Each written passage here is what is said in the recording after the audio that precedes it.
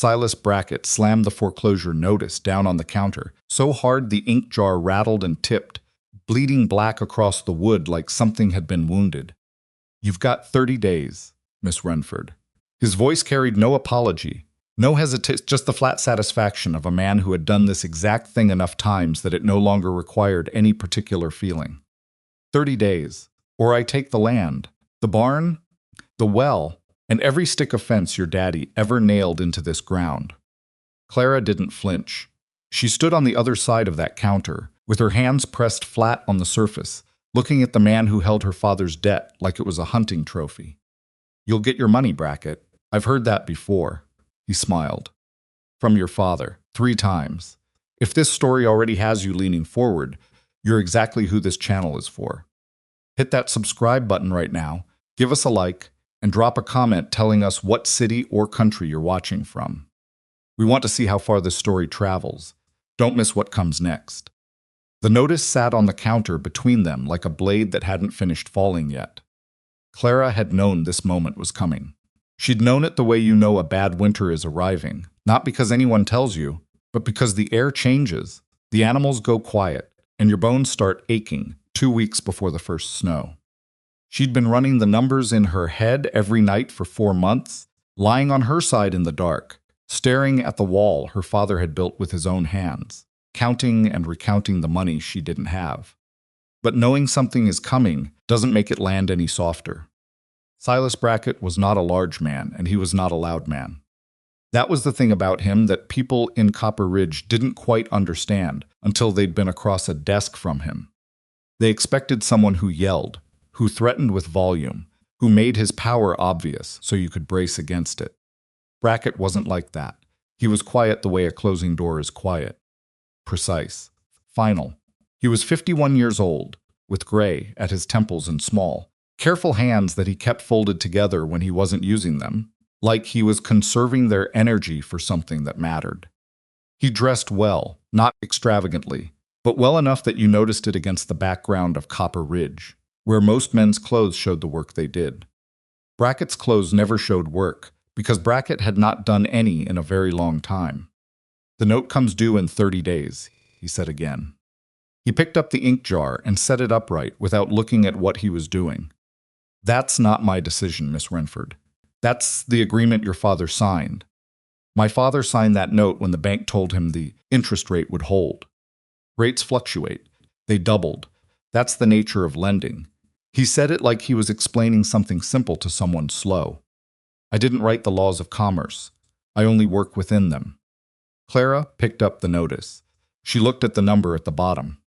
She had looked at that number so many times in her head that seeing it written down felt almost like a relief, at least now it was real in the way that things outside of her own skull were real, and not just a monster that lived in the dark.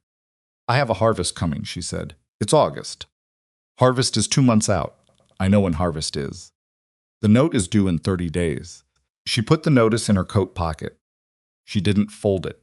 She just pushed it in, crumpling it slightly, which she could tell bothered Brackett because his eyes followed the paper with a faint tightening around the edges. "I'll have something for you before 30 days, she said. She turned and walked out of the bank. She didn't let herself look back, because if she looked back, she might let him see that her hands were shaking.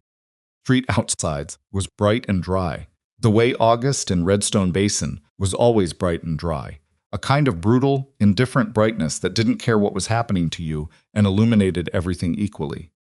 The storefronts, the hitching posts, the water trough with the cracked board on its south side, the blacksmith's open door with the sound of hammering coming out of it like a slow, tired heartbeat. Clara stood on the boardwalk and breathed. She was 28 years old. She had been running Ash Hollow Farm alone for 14 months, since her father collapsed in the East Field on a Tuesday afternoon in June, and was in the ground by Thursday. She had no brothers. Her mother had died when Clara was 11. She had 2 neighbors within 3 miles, a mule named Prospect that had opinions about everything, an irrigation ditch that kept silting up on the north end, and a mortgage that had been eating her alive, since before she fully understood what a mortgage was. She walked to her wagon, untied Prospect from the post, and climbed up onto the bench. Prospect turned his long head around and looked at her with one dark eye. "Don't," Clara said. He faced forward. She drove home. The road back to Ash Hollow was 4 miles of rutted track that cut through scrub and open range, and Clara spent all 4 miles doing arithmetic in her head. The figures never came out right. She'd sold the 2 extra horses in May. She'd sold her father's good rifle in July. She'd cut back to 1 meal a day twice a week without telling anyone, because there was no one to tell, and because admitting it felt like admitting she was already beaten. What she had left was the farm itself, the mule, her own labor, and the harvest that was still 2 months away. What she needed was something she didn't have. She pulled up to the house at late afternoon, unhitched Prospect, gave him water and hay, and then walked the northern fence line the way she sometimes did when she needed to put her hands on something real. The fence was her father's work post by post, year by year, a slow project that had occupied his evenings for most of her childhood. Some of the posts were old enough that the wood had gone gray and hard, and some were newer, replaced after a hard winter or a bad storm.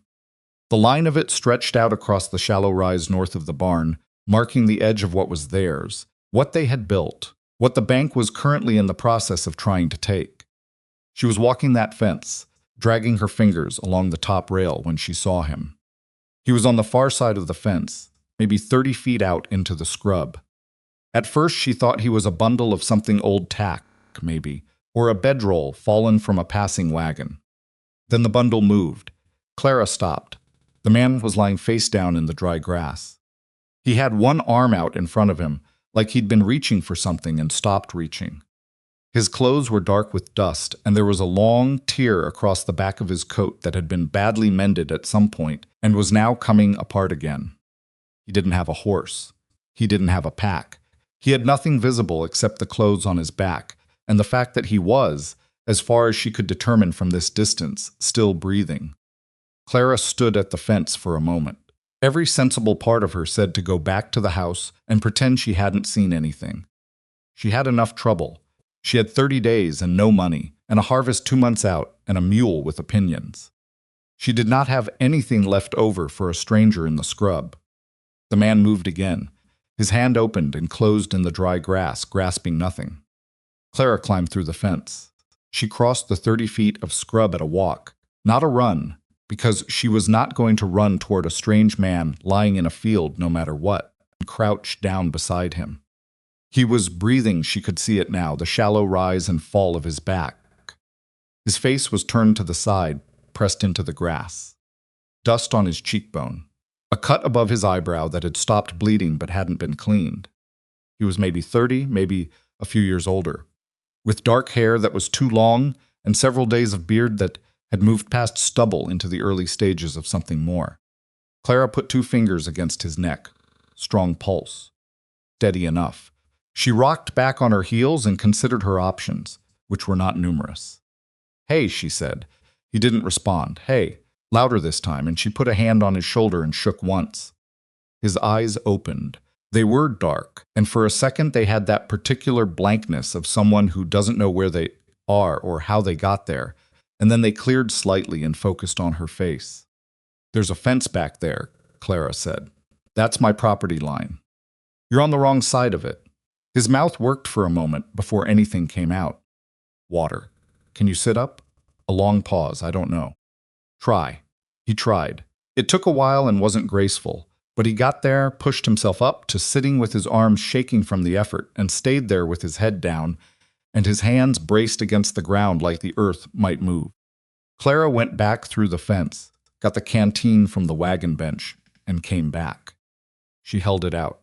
He took it with both hands and drank carefully, not desperately measured sips, like he knew that drinking too fast would make things worse. Which told her something, though she couldn't quite say what. "How long have you been out here?" she asked. "I'm not certain." He handed back the canteen. "What day is it?" "Wednesday." He seemed to do a calculation. 2 days. Maybe 3. "Without water?" "I found a creek yesterday morning." "Or the morning before?" He looked up at her. His eyes were clearer now. Dark brown, maybe. Hard to tell in the late light. "I apologize for the intrusion." Clara blinked. It was not a sentence she expected from a man she'd just found face down in a field. Where are you headed? She asked. Nowhere in particular. Where did you come from? A pause. Not long, but there. East, he said. That was the whole answer, apparently. Clara stood up. She looked at him, the bad coat, the cut on his forehead, the hands that were rougher than she'd expected, given the way he talked, though not rough in the way of a man who'd worked rough his whole life. Rougher than they'd been. Recently rougher. Can you walk? She asked. I believe so. The barn's about a quarter-mile back through the fence. There's water there, and I can find some food. You can sleep in the loft if you need to. She said it before she'd quite decided to say it, which was probably not her best habit. Tomorrow you can be on your way. He looked at her with an expression she couldn't immediately name. You don't know me, he said. No. That doesn't concern you? It concerns me plenty. Clara picked up her canteen. But you're not going to make it another day out here without water, and I'm not going to be the woman who walked away from that. She started back toward the fence. Come on then, before it gets dark. He came on.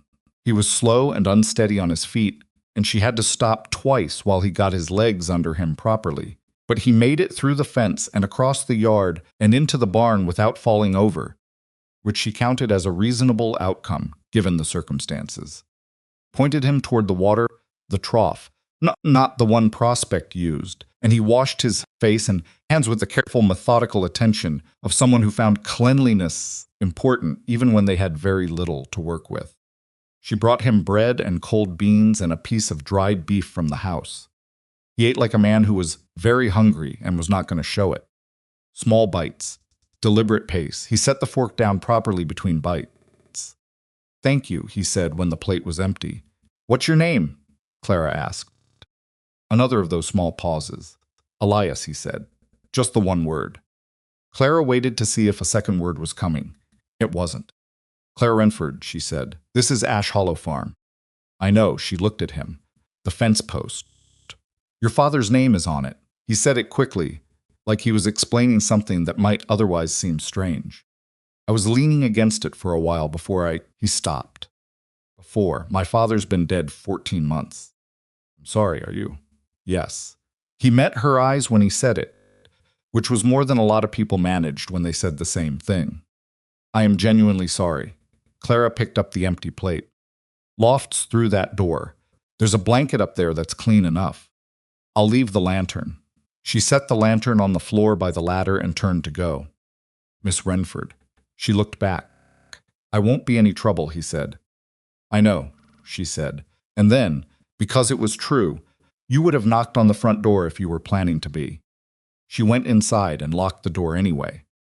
She lay awake for an hour, listening to the sounds of the barn, which were the usual sounds Prospect shifting, and occasionally making his low, disgruntled noise, the creak of the old wood in the evening wind, and nothing that wasn't usual. Eventually she slept. Morning came hard and dry and bright. When Clara came out to milk before breakfast, Elias was already up.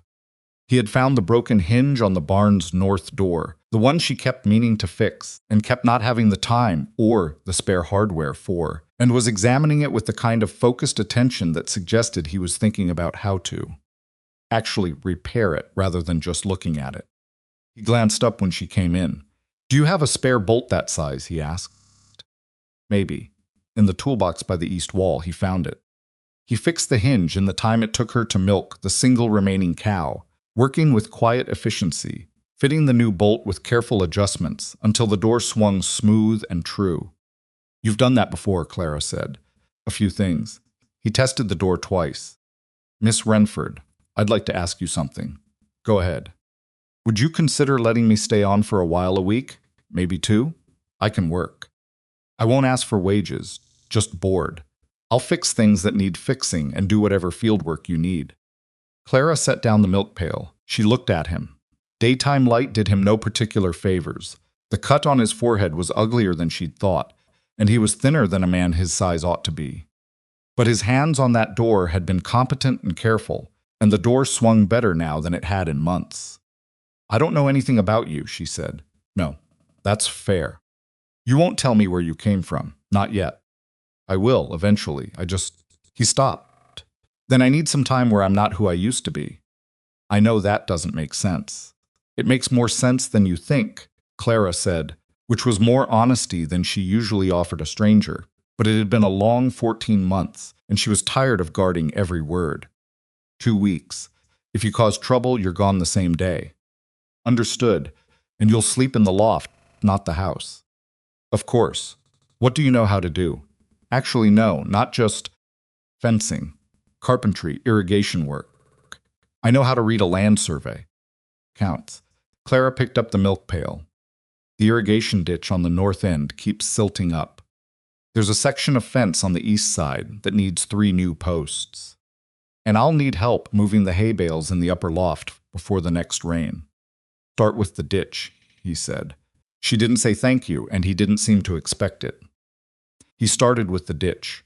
He worked harder than she expected, given how he'd looked the evening before, though people could surprise you. The ditch on the north end had been silting in all summer, and she'd managed to keep up with it on her own, but only barely. Elias went at it with a shovel and a methodical patience that she recognized as the approach of someone who understood that certain problems didn't yield to urgency, only to persistence. By the end of the second day, the water was moving through properly for the first time in weeks. He started on the fence posts the third day.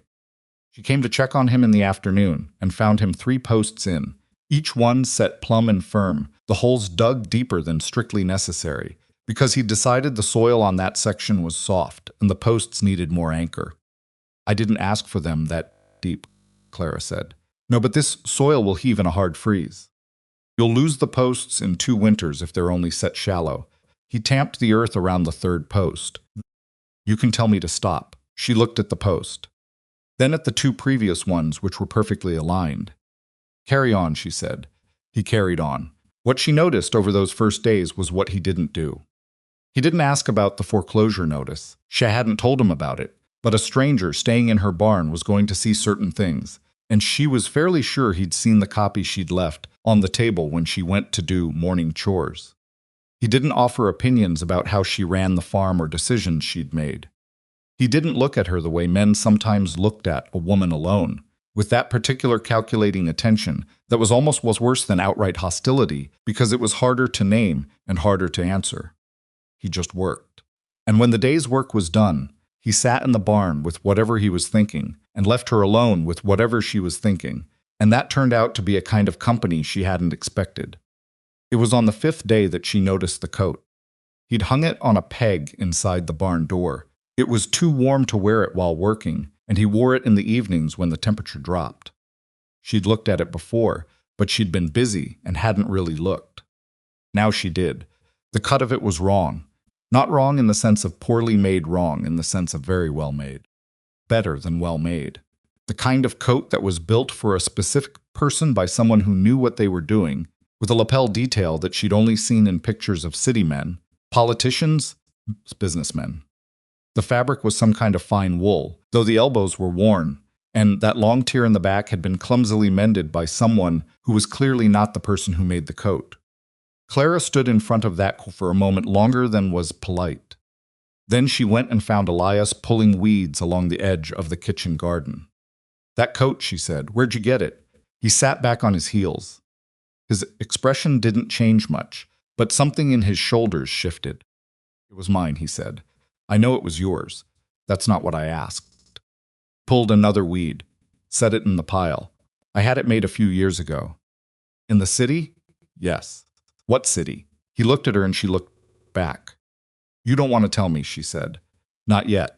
You keep saying not yet. I know. Clara wiped her hands on her trousers. I'm not running a charity here. I'm not asking because I'm curious. I'm asking because I need to know if there's going to be trouble coming for you that's going to land on my property. He considered that. He seemed to take it seriously. No one is looking for me in a way that will cause trouble, he said finally.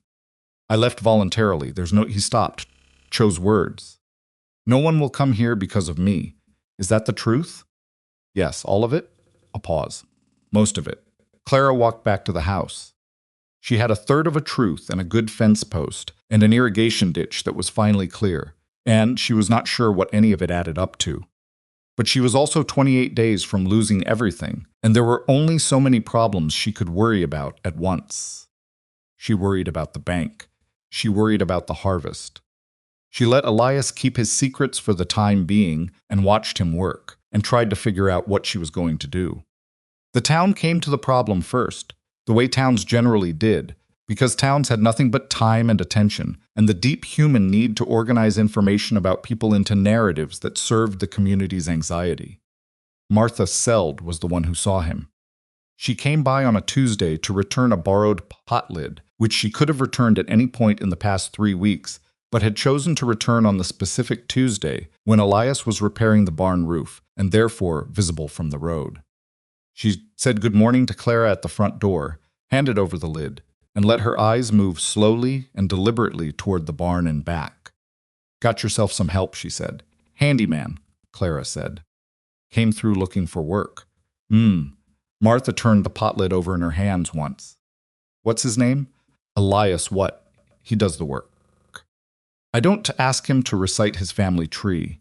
Martha smiled the way women smile when they are filing something away for later. By Friday, it was in town. Clara knew because old Hector Gaines mentioned it when she stopped at the general store, for Flower mentioned it in the careful, elaborate way of someone who was trying to see if she'd react. She bought her flour and went home. By Sunday, she was hearing it from the Reverend's wife after the service she didn't particularly want to attend, but felt the social cost of skipping would be higher than the cost of going. The Reverend's wife didn't say anything directly, because nothing said directly could later be denied. She said it sideways, in the form of expressions of concern. "I do hope you're being careful, dear." That sort of thing. Clara drove home in the wagon and sat in the yard for a few minutes after she unhitched Prospect. She was a woman alone on a farm. She had taken in a man whose last name she didn't know.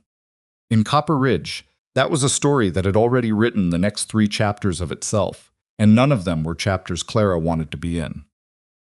The following Tuesday morning, Brackett came to her. He didn't ride out himself. He sent a man, a younger one, neat and bland, who delivered a sealed letter with Brackett's name on the outside and Brackett's precision on the inside. The letter expressed, in the kind of formal language that was designed to sound neutral while being anything but, the bank's concern about the circumstances at Ash Hollow Farm. Specifically, the letter noted that the bank had a responsibility to its lenders to ensure that the property serving as collateral was being maintained in accordance with community standards, and that certain reports had reached them suggesting the property may be occupied by individuals whose status was the specific word irregular. Clara read the letter twice. She read it a third time. Then she went to find Elias. He was at the east fence, adding the final post of the section he'd been repairing. She stood there while he tamped the earth and didn't interrupt. When he finished and turned, he read her face before she said a word. "What's wrong?" he said. She handed him the letter. He read it. He read it more carefully than she had, his eyes going back over certain sentences, the way you reread something when you're making sure you've understood exactly what's being said.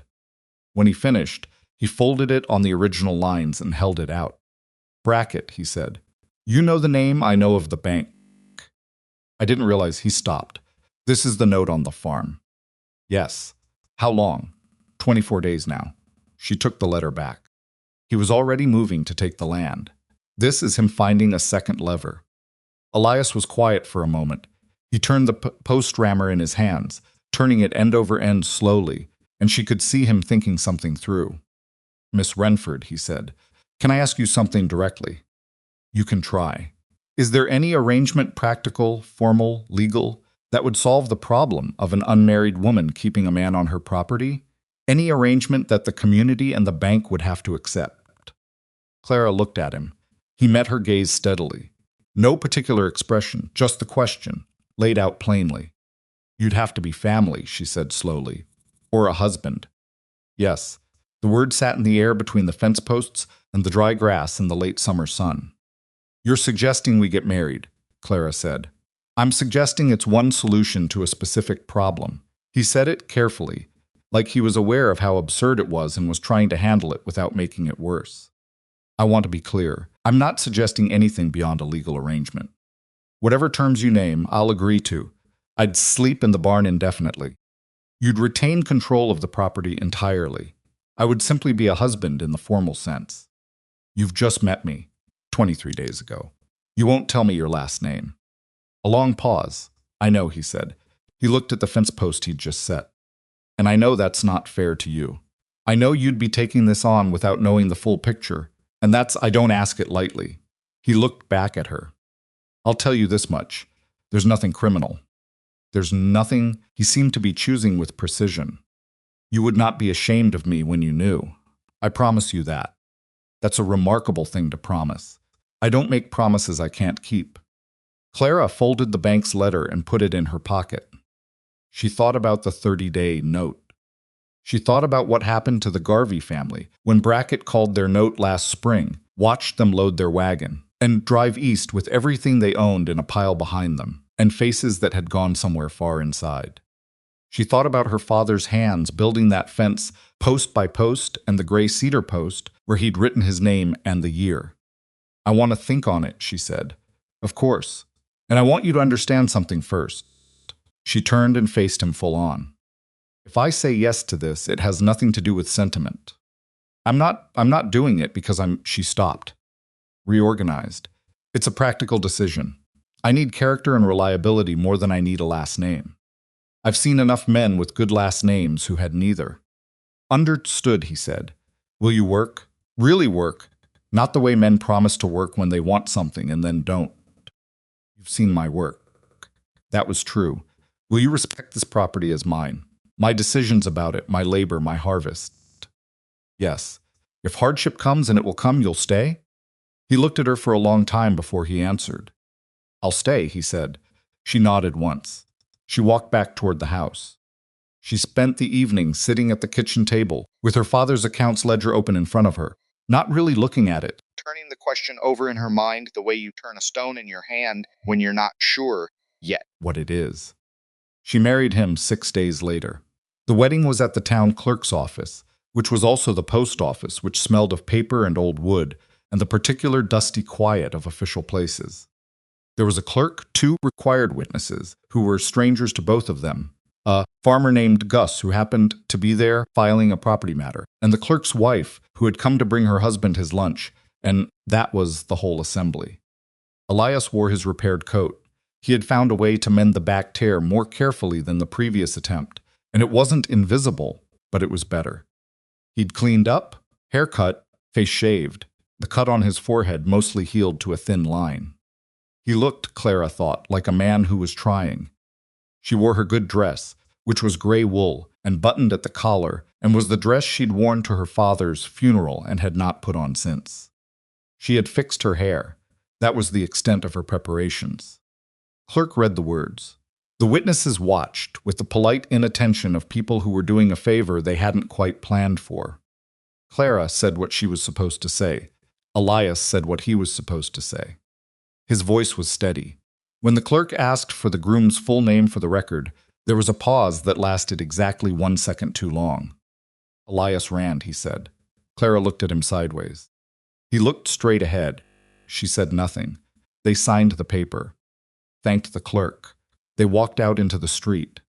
Rand, Clara said when they were at the wagon. For now, he said quietly. She didn't push it. She drove them home. Life after the wedding was not dramatically different, and also completely different. Elias moved from the barn loft to the small room at the back of the house, which had been her father's study and still had her father's books on the shelves and her father's pipe on the windowsill, which neither of them had moved. He asked before he moved anything. He asked before he took up space. He kept his word on every point. He didn't press for closeness she hadn't offered. He didn't treat the house like it was suddenly his. He continued to work the way he'd been working, and if anything, he worked harder now, because there was more clarity to it. He was working towards something that had a name and a shape, not just earning his keep against an uncertain future. And slowly, the way heat comes back into a room when someone builds a fire, not all at once, not dramatically, but through the walls and the floor and the air until you realize at some point that you're not cold anymore. Something shifted. They talked in the evenings, not much at first, about the land mostly. About what needed to happen before winter, and what could wait, and what was probably never going to be fully fixed, but had to be managed. He had useful things to say. She had useful things to say back. Gradually, the conversations moved off the farm and into other territory, history, ideas, the way things worked or didn't work, the kind of talk that needed another person to complete itself. He was not like men she'd known.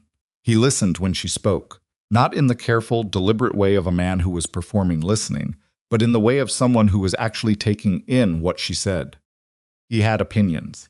He disagreed with her sometimes, directly, which she respected more than the men who agreed with everything, and then did what they wanted anyway.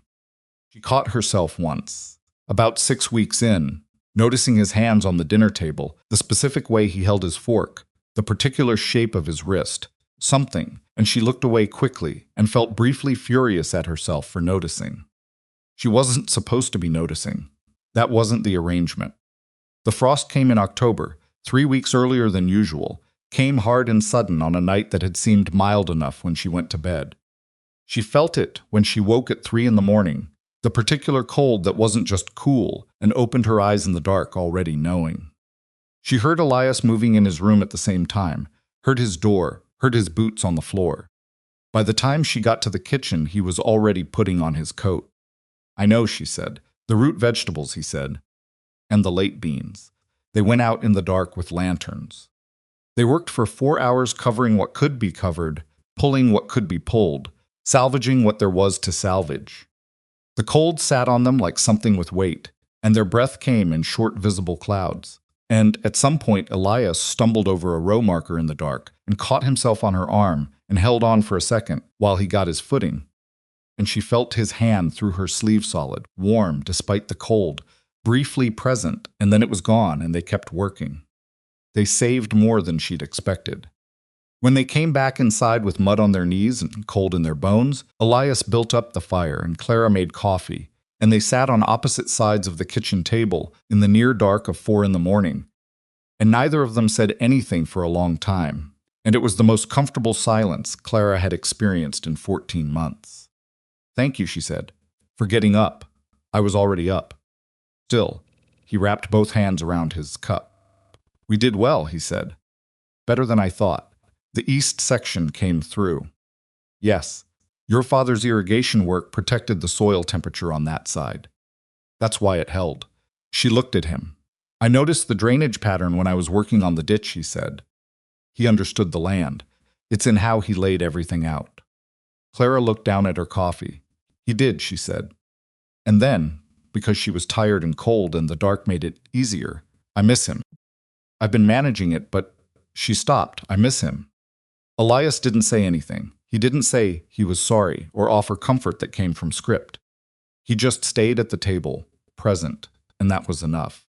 3 weeks later, Clara was sorting through the mending pile in the evening when she pulled out Elias's repaired coat.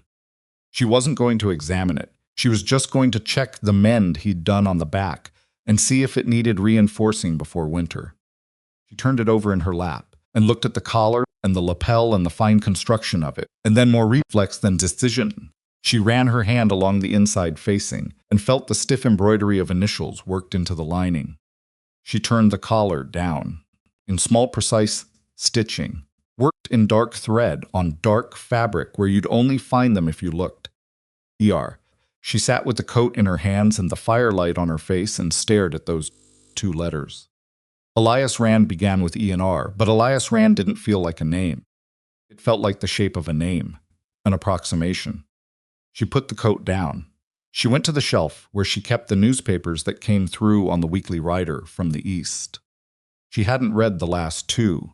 She picked up the older one, turned through the page's local notices, land transactions, cattle news, and then found the column that ran news from the Eastern Territories and the larger population centers. She almost passed over it. The headline was small, buried below a story about a railroad bridge collapse and above an advertisement for patent medicine. 6 lines, she read them once, then twice. Rourke heir status uncertain, family declines comment. Elias Rourke, son of the late Edmund Rourke of Rourke Continental Holdings, has not been seen by family associates since August of this year. Reports indicate the heir departed the family estate following a carriage accident and has not communicated with family holdings since. The Rourke fortune, estimated among the largest in the territory, remains under interim management. Clara set the newspaper down on the table. She looked at it for a long moment. Then she looked toward the hall where the door to Elias's room was. She didn't go and knock. She sat where she was, with the newspaper in front of her and the fire burning down in E.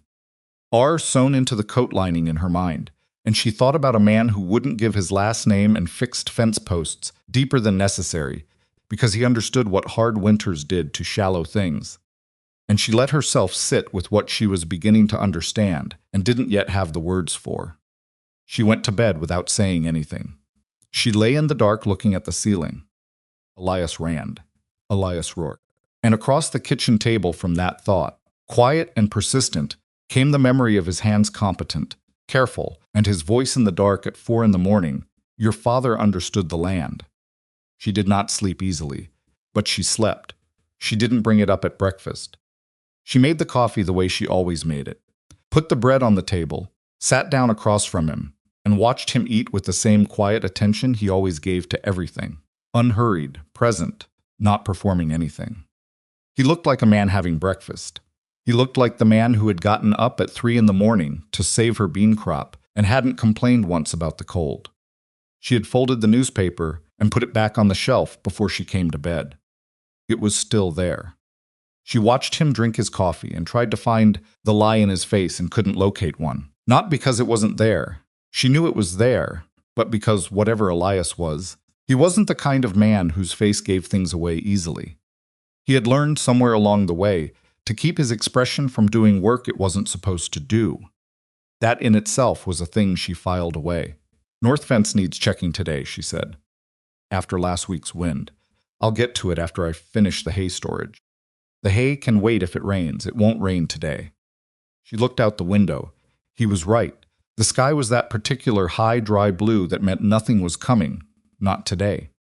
Fine, she said. They finished breakfast. He cleared his plate and rinsed it at the basin, which he always did without being asked, which her father had also always done, which she had noticed and not mentioned. He put on his coat. She watched him put on the coat. The dark wool, the repaired back seam, the collar turned up against the morning cold.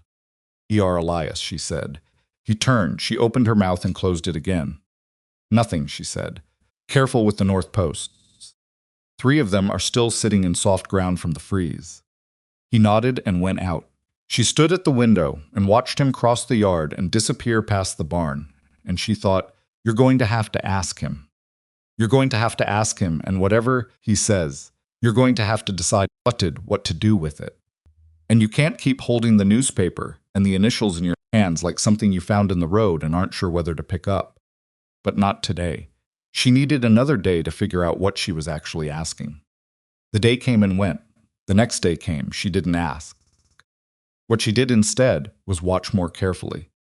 She watched the way he read. He read the way educated people read, not laboriously, not following each line with a finger, but quickly, with his eyes moving in long horizontal sweeps across the page and occasionally going back. He read the newspaper she kept on the shelf. He read her father's almanacs. Once she came in from the yard and found him with her father's surveying manual open on the table, reading it with the particular focused expression of someone who was reviewing material he already knew rather than learning something new. He closed it when she came in. "Sorry," he said. "I should have asked." "It's a surveying manual," Clara said, "not a diary." She put the basket down on the counter. "You know surveying." "Some." "From where?" He put the manual back on its shelf carefully, spine flush with the others. "School," he said. "What school teaches surveying?" "Engineering school." He said it simply, like it was a small thing. Like engineering school was the sort of place anyone might have attended. Clara put away her basket items one at a time without looking at him. "Where?" she asked. "East." "You keep saying east like it's an answer." "I know." She turned around. He was looking at her with that steady, contained expression, and under it she could see something that might have been, not guilt, exactly. Something more patient than guilt. Something that had decided to wait. "Are you going to tell me?" she asked. "Ever actually tell me?" "Yes," he said, "I am." He paused. "I'm not ready yet." "I know that's not fair to you." I know." He didn't look away. "I can tell you this. Whatever you find out, I want you to hear it from me first." not from someone else. I'm asking you to give me that chance." Clara studied his face. "How long?" she asked. He thought about it. "Soon, a few weeks." She nodded once. "A few weeks," she said, and left it there, because she was a practical woman and she had decided, somewhere in the past 48 hours, that she was not going to let what she suspected ruin what was actually working, and things were actually working, in ways she hadn't let herself name out loud yet. Copper Ridge had a different read on the marriage than Clara did, which was not a surprise. The town's initial reaction had been a mix of relief and suspicion. Relief that the scandal of the unmarried woman and the mysterious farmhand had been resolved into something legal and therefore discussable in polite company, and suspicion that the resolution had happened too quickly and too quietly to be entirely above board. There were people who were kind about it in the way that contained pity, people who said nothing but managed to say it in ways that Clara felt on the back of her neck, and a smaller number who simply accepted it and moved on. Martha Seld came by 2 weeks after the wedding with a jar of preserved peaches and an expression of determined friendliness that Clara found more exhausting than hostility would have been. "I just wanted to say," Martha said, settling herself at the kitchen table with the ease of someone who had been coming to kitchens like this for 40 years, "that I think it was brave." "What was?" Clara said. "Taking a chance on someone you didn't know. Most marriages start that way, some more than others." Martha arranged her skirt. "He seems like a good worker from what people have seen." "He is. Quiet man." "Yes. Where did you say he was from?" "I didn't," Clara said pleasantly, "because I didn't say." Martha smiled her filing away smile and drank her coffee and asked about the farm's prospects for spring. And Clara answered all of it with the cheerful vagueness of a woman who had decided that the town of Copper Ridge was entitled to exactly as much of her private life as she chose to give it. When Martha left, Clara stood on the porch and watched her wagon move down the track and allowed herself 1 full minute of being tired before she went back inside.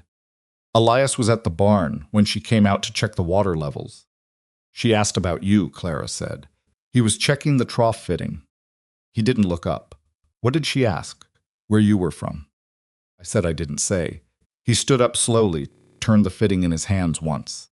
"Thank you. Don't thank me yet. She'll be back. And it won't just be Martha." Clara leaned against the barn door. "Brackett sent another letter this morning." That made him look up. "What kind of letter?" "Formal notice. More language about the note and community standards." She shrugged, but it was a tight shrug, the kind that wasn't actually relaxed. "He's also calling in 2 other farms on the eastern edge of the valley. Garvey neighbors. People I've known since I was small." Elias was quiet for a moment. "How many farms has he taken in the last 2 years?" he asked. The specificity of the question surprised her. 7, I think. Maybe 8. All in the same area? The eastern and northern sections of the valley? Mostly. Why? He turned the fitting over in his hand once more. His expression was doing something she couldn't quite read, a kind of focused calculation that looked too practiced to be new. "Just trying to understand the pattern," he said. "What pattern?" He looked at her, and there it was again, that thing behind his eyes that was waiting for the right moment, that had decided not yet but was getting closer. "I'll tell you when I'm sure," he said. She was so tired of that answer. But she was also, somewhere beneath the tiredness, afraid of the other answer, the one that would change what she was allowed to feel about the man standing in front of her. So she let it go for a little while longer. December came down hard.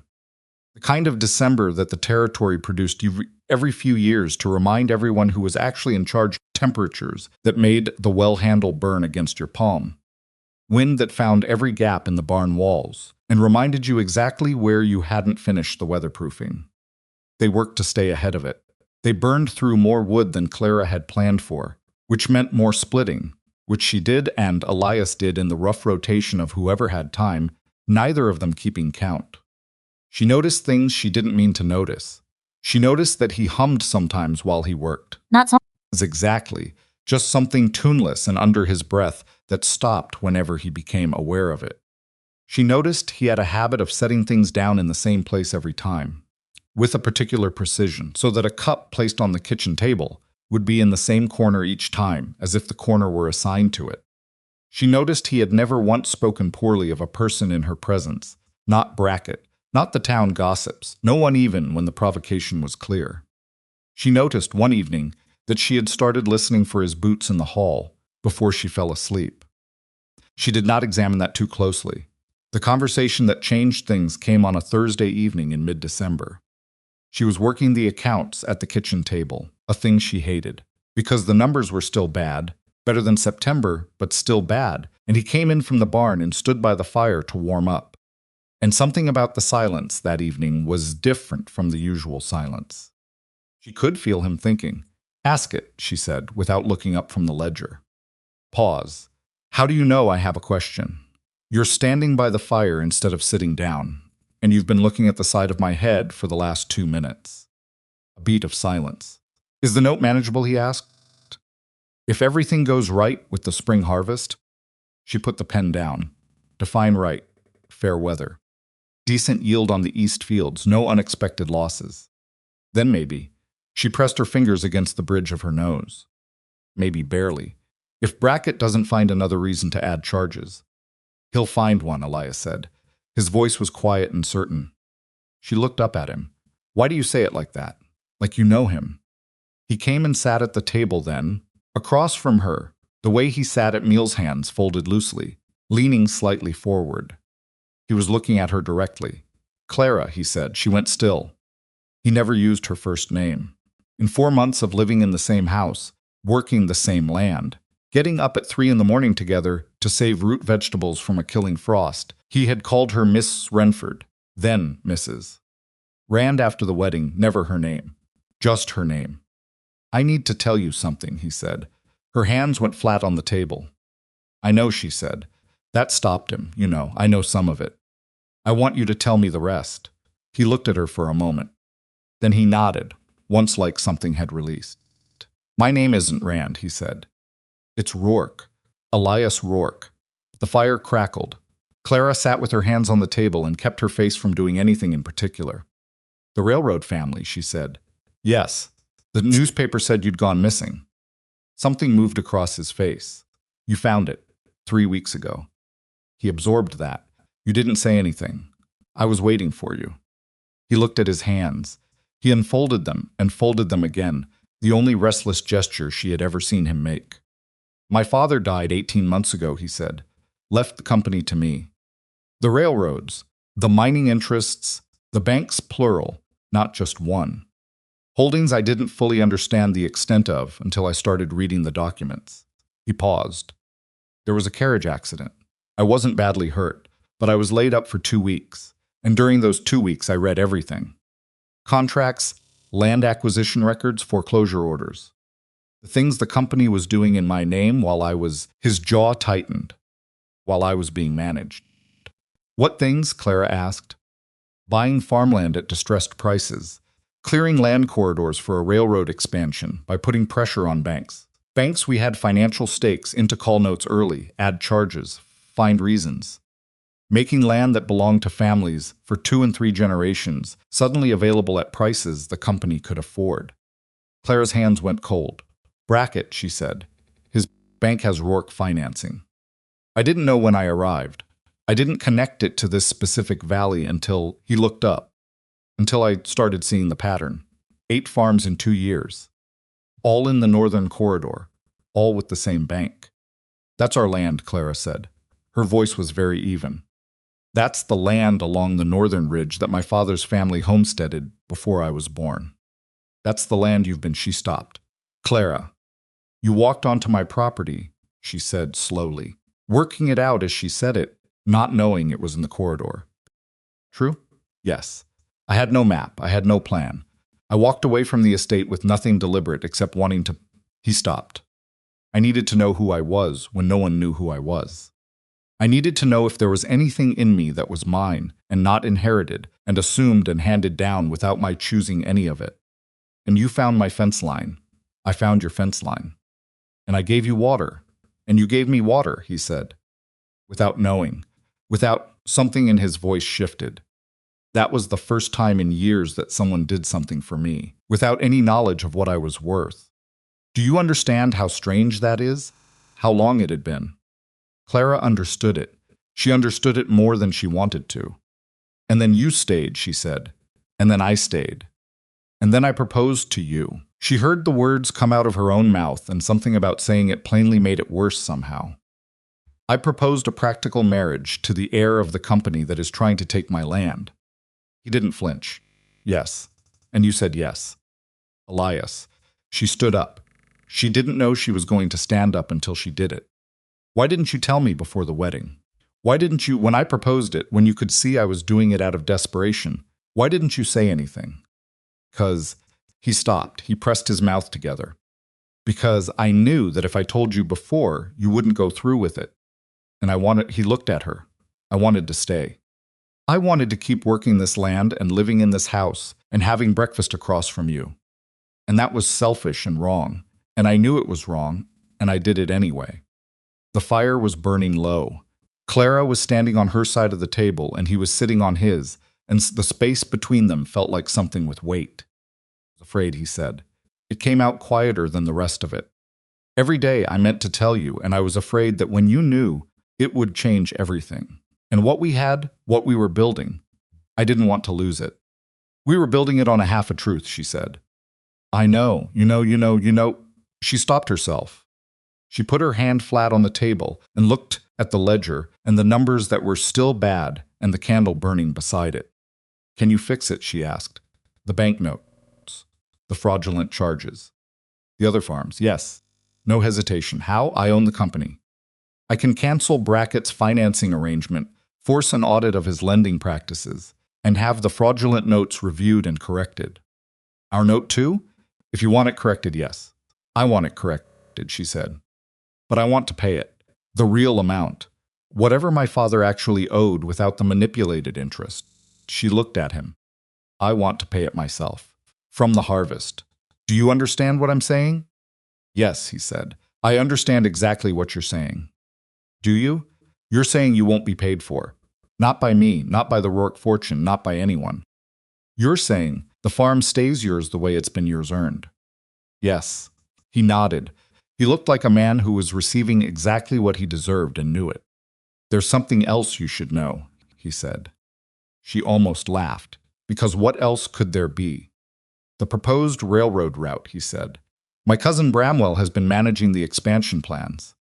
He built the corridor specifically through this valley because the land could be acquired cheaply if the right pressure was applied. He's been running this for 2 years. With your money. My money. Yes. Does he know where you are? Not yet. He will soon. When I came here, I told no one my plans, but I've been moving slowly back toward dealing with things. I sent a letter last month. A letter to whom? My company attorney. Letting him know I was alive and that I would be back in touch. Clara absorbed this. Stood with one hand on the table and thought about 14 months of early mornings and bad numbers and a mule with opinions and a fence line her father had built post by post and the man across the table from her who had fixed those posts. Deeper than asked, because he understood what hard winters did to shallow things.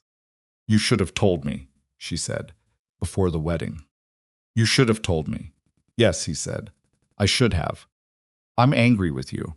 I know. I want you to understand that the anger is not about the money.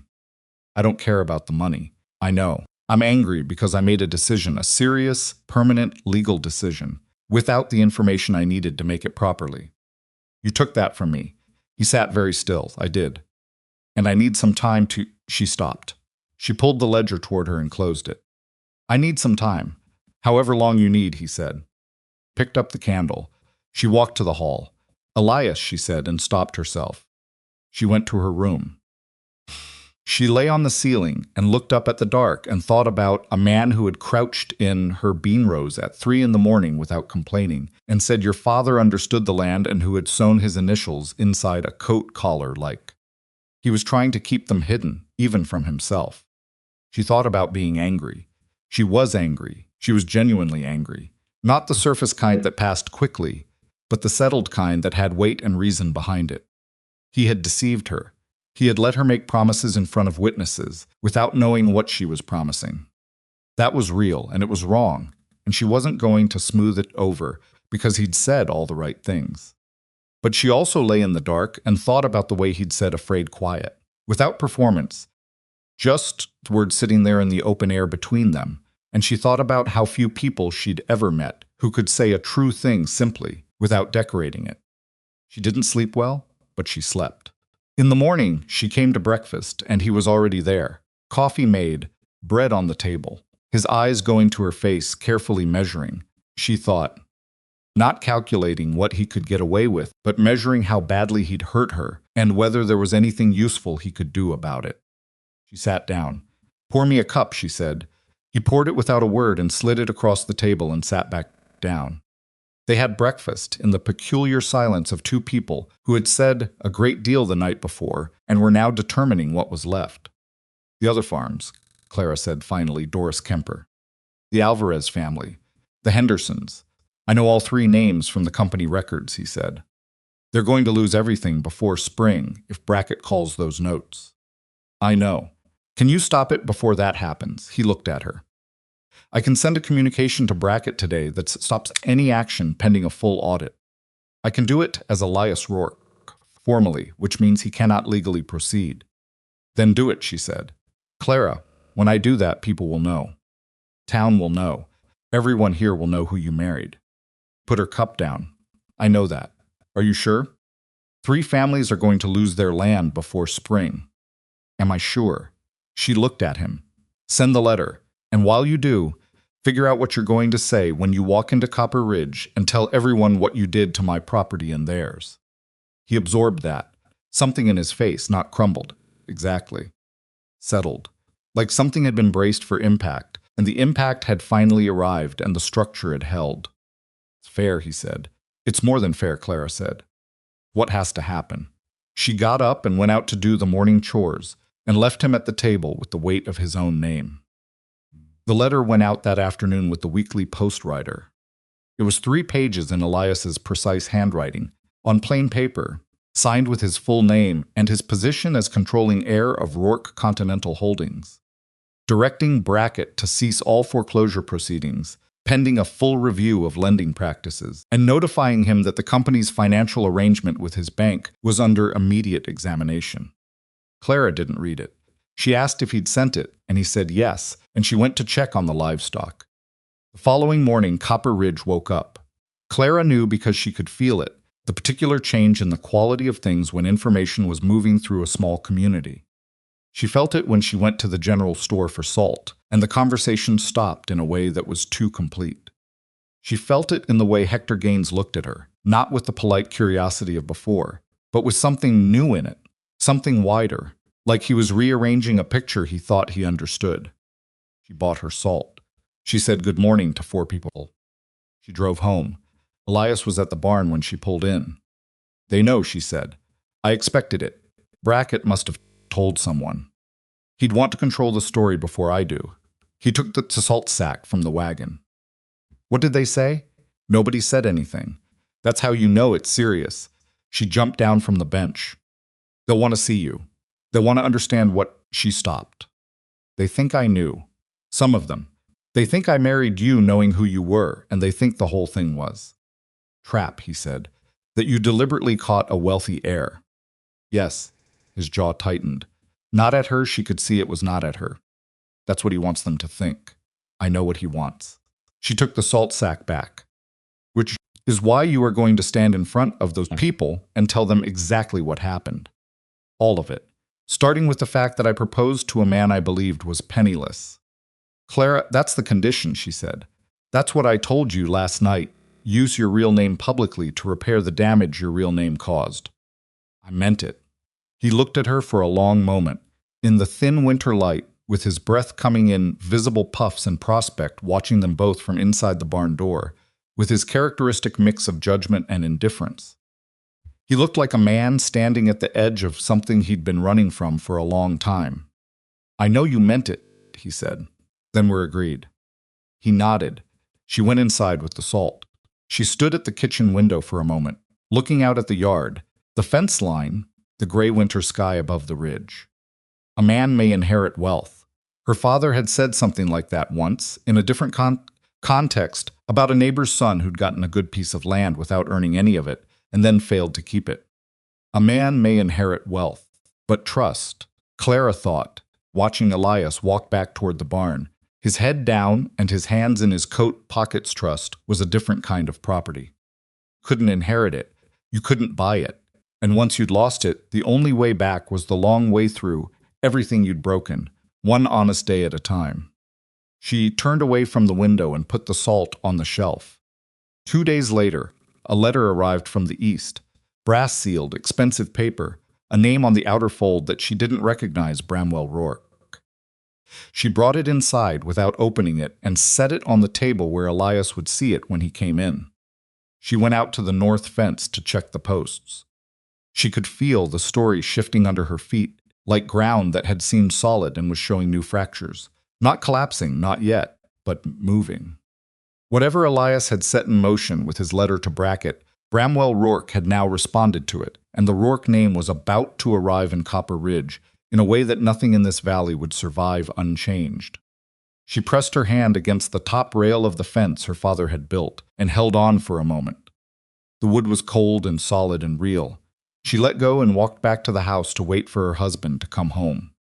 Elias read the letter standing at the kitchen table, still in his coat, with the cold coming off him and his face doing nothing at all.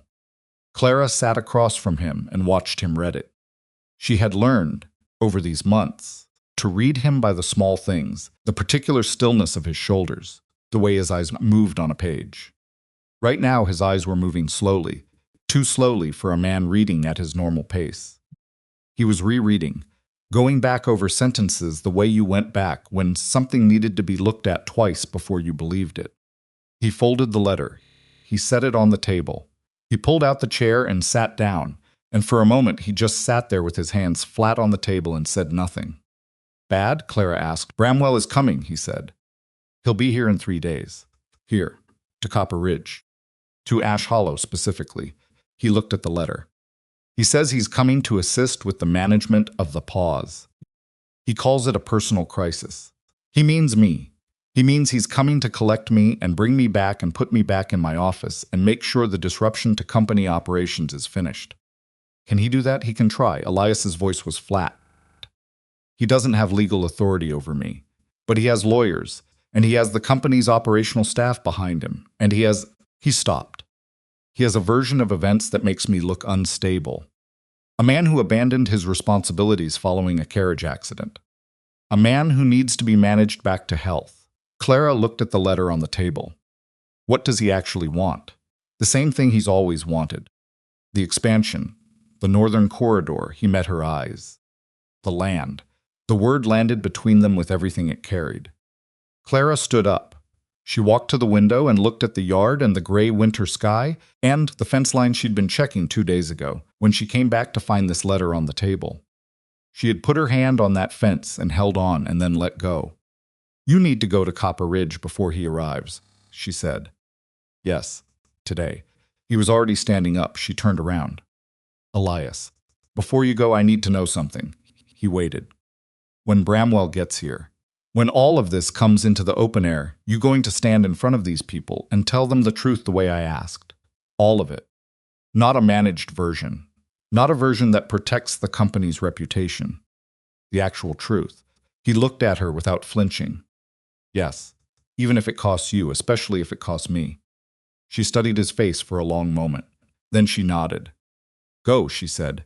He went. She stood at the window and watched him saddle the horse Huars they'd acquired in November, a steady gray mare that he'd bought for farm work and paid for from what she'd decided to count as wages rather than examine too closely. Ride out toward the track that led to Copper Ridge. Then she put on her coat and went to do the chores, because the chores didn't wait for anyone's crisis. Copper Ridge received Elias Rourke the way small towns received information that restructured everything they thought they understood, with a silence so complete it was almost loud. He walked into the general store first, because the general store was where Copper Ridge did its thinking. Hector Gaines was behind the counter, and 2 other men were near the stove, and they all looked up when he came in, and the quality of their looking was different from anything that had come before. This was not the careful attention paid to a mysterious farmhand. This was the particular suspended stillness of people who were recalibrating. Elias took off his hat. He held it in both hands. I imagine you've heard something, he said. I'd rather you heard the rest of it from me. Hector Gaines set down what he was holding. We heard a name, he said. Rourke. That's my name. Yes. A silence. You're the railroad family, one of the men by the stove said. He was maybe 60, weathered, with the hands of someone who had worked land his whole life. I'm the railroad family, Elias said. My father built Rourke Continental. I inherited it when he died 18 months ago. And you came here? Hector started. I walked away after the accident. He said it plainly. I walked away from everything, and I ended up on the wrong side of Clara Wrenford's northern fence line, and she gave me water and a place to sleep. She didn't know who I was. I should have told her before things went as far as they did. I didn't, and that was wrong. The man by the stove leaned forward. Does she know now? She has known for several days. And? Elias put his hat back on. And she sent me here to tell you what happened. Directly, without a managed version. He looked at Hector. Brackett's bank has Rourke financing. That's how the corridor acquisition has been funded. The notes on your neighbor farms, the ones being called early, the manipulated interest, that money came from my company, directed by my cousin, his jaw tightened. While I was not present to stop it. Hector Gaines had been behind this counter for 23 years. He had seen men come in and lie, and men come in and tell the truth, and he knew the difference, usually. He looked at Elias for a long time. What are you going to do about it? He asked. I've already sent Brackett a formal directive stopping all foreclosure proceedings, Elias said. A full audit of his lending practices begins when my attorneys arrive later this week. Every note that shows fraudulent interest will be corrected to its legitimate principal. Every family that was illegally pressured will be given the opportunity to repay what they actually owe. And the railroad? The man by the stove asked. The corridor? The corridor runs through this valley because my cousin determined it was the cheapest path. It's not the only path. Elias looked at the man directly. I'm stopping it, a longer silence. Why? The man said. It came out blunt, the way real questions do when people stop being polite about them. You could have the land. Your name, your money, why stop it? Elias didn't look away. Because it's wrong, he said. And because I have a wife who will not let me be the kind of man, does wrong things because they're convenient. He paused. And because I stood in Clara Wrenford's kitchen and watched her do arithmetic on bad numbers every night for 4 months and refused to stop fighting. And I've seen enough paper fortunes to know that what she has on that farm is worth more than anything I ever inherited. The room was quiet. Hector Gaines put both hands flat on the counter. You'll want to talk to the Kemper woman, he said finally. And the Hendersons. They're the ones closest to losing. I know their names from the company records. I'll go today. He went that afternoon. He rode to the Kemper farm, first Doris Kemper, widowed like Clara, a woman in her mid-40s, who came to her door with flour on her hands and an expression that had been ground down by months of bank letters into something past fear and into the flat territory beyond it. Elias introduced himself by his full name. He watched her face go through 3 things in rapid succession shock, then something harder, then a wariness that was more dangerous than either. You're the one whose money Brackett's been using, she said. Yes, ma'am. And you've come to what? Apologize. I've come to tell you that no action will be taken against your property while the audit proceeds. And to give you this, he held out a document, a single page, signed, with the Rourke Continental letterhead. It's a legal hold on any foreclosure proceedings in this valley. Brackett cannot act against you while this is in force. Took it. She read it. She read it the way Clara read things carefully, thoroughly, not taking anyone's word for the meaning of a sentence. How do I know this is real? She asked. You can send a rider to the Territorial Land Office in Millhaven to verify my identity and the document's authority. That will take 3 days. In the meantime, Brackett has received his own copy of the directive, so he knows he cannot proceed. He held her gaze. I'm sorry, Mrs. Kemper, for what was done to you using my company's money. I'm sorry I wasn't paying attention to it sooner. She looked at the document in her hand. She looked at him. Your wife, she said. She's a good woman, she is. She didn't know. No, she didn't know. Doris Kemper folded the document with the precision of someone who was going to put it someplace safe and check it every day.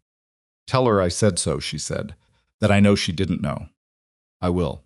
He went to the Hendersons, then to the Alvarez family, who had a son with a bad leg and a wife who spoke limited English, and a farm that had been in the family since before Copper Ridge was a town, and who received his news with a stunned silence, and then the wife reached out and gripped his arm for a moment and said something in Spanish that he didn't catch all of, but the meaning of was clear enough. He rode back to Ash Hollow in the early dark. Clara was in the kitchen when he came in. She had dinner on the stove and the accounts ledger open on the table, though she wasn't looking at it. She was sitting with her hands around a coffee cup, looking at nothing in particular, which was what she did when she was thinking hard about something she hadn't decided yet. She looked up when he came in. "How was it?" she asked. He hung up his coat and hat. He sat down at his usual chair. He looked at her across the table. "Doris Kemper wants you to know she knows you didn't know," he said. Clara's hands tightened slightly around her cup. Then she nodded. Once, the nod of someone receiving something they needed without having known they needed it. "How was the town?" she asked, listening. He thought about Hector Gaines's hands flat on the counter. Not forgiving, but listening. That's enough for now. He reached into his coat pocket and laid a folded envelope on the table. "There were 2 other letters in the post when I came through. One from my attorney, one from Bramwell. She didn't reach for them. Tell me, the attorney confirms he can be here in 4 days with the full company documentation. We can begin the audit formally." He paused. "Bramwell's letter says he's not coming in 3 days anymore. He's coming tomorrow." Clara set her cup down. "Tomorrow," she said. "He must have ridden hard when he heard I'd sent the stop order to Brackett. He knows what I'm doing. What does he want? To stop me before I can stop him." Elias turned his hat in his hands. "Bramwell has run the company's expansion division for 4 years. The Northern Corridor is his project. If I cancel it, his position in the company becomes significantly reduced. He won't let that happen without a fight. What kind of fight? He'll challenge my judgment, claim I'm not competent to make these decisions, that the accident affected me, that my disappearance was evidence of instability." Elias said it without particular drama, the way you said things you'd already thought through and decided you could hold. He has allies in the company who will support that argument if he asks them to. Can he win? A pause. "Not legally. I am the controlling heir. I have clear title, but he can make it complicated. He can delay. He can create enough doubt that the audit gets tied up in legal proceedings for months, and in the meantime, Brackett finds ways around the hold order," Clara said. "Yes." She stood up. She went to the stove and ladled dinner onto 2 plates, which she did with the same efficient economy she brought to every practical task. She set a plate in front of him and sat back down. "Then we need to be ready before he gets here," she said. "What do you need?" He looked at her. "You don't have to be part of this," he said. "When Bramwell arrives, whatever he says about me, about us." "I know what he's going to say about us," Clara said. "He's going to say, I'm a scheming woman who tricked a disoriented man into a marriage that gave her access to a fortune. He's going to say it with very polished language and a very reasonable expression." She picked up her fork. "I've been dealing with people telling that story about me since September. Still here." Elias looked at her for a long moment. "I need the company documentation," he said. "I have some with me. I brought records when I left, more than Bramwell knows. I need to go through them tonight and have the key ones ready." "Then eat fast," she said, "and tell me what I'm looking for." "I can read a contract, I know you can." They ate fast. Then they sat on opposite sides of the kitchen table until past midnight, with company documents spread between them, acquisition records, bank financing arrangements, correspondence between the Rourke legal office and Brackett's bank, the original land survey for the Northern Corridor with notations in Bramwell's precise handwriting. Clara read everything he put in front of her. She asked questions that were direct and specific, and she absorbed the answers quickly, and he answered them all. No hesitation. Nothing softened. Every piece of it exactly as it was. At one point, she stopped and looked up from a letter. "This is dated 6 months before your father died," she said. "Yes. Bramwell was setting this up before your father was gone. Yes. Did your father know? Elias was quiet for a moment. I don't know, he said. I hope not.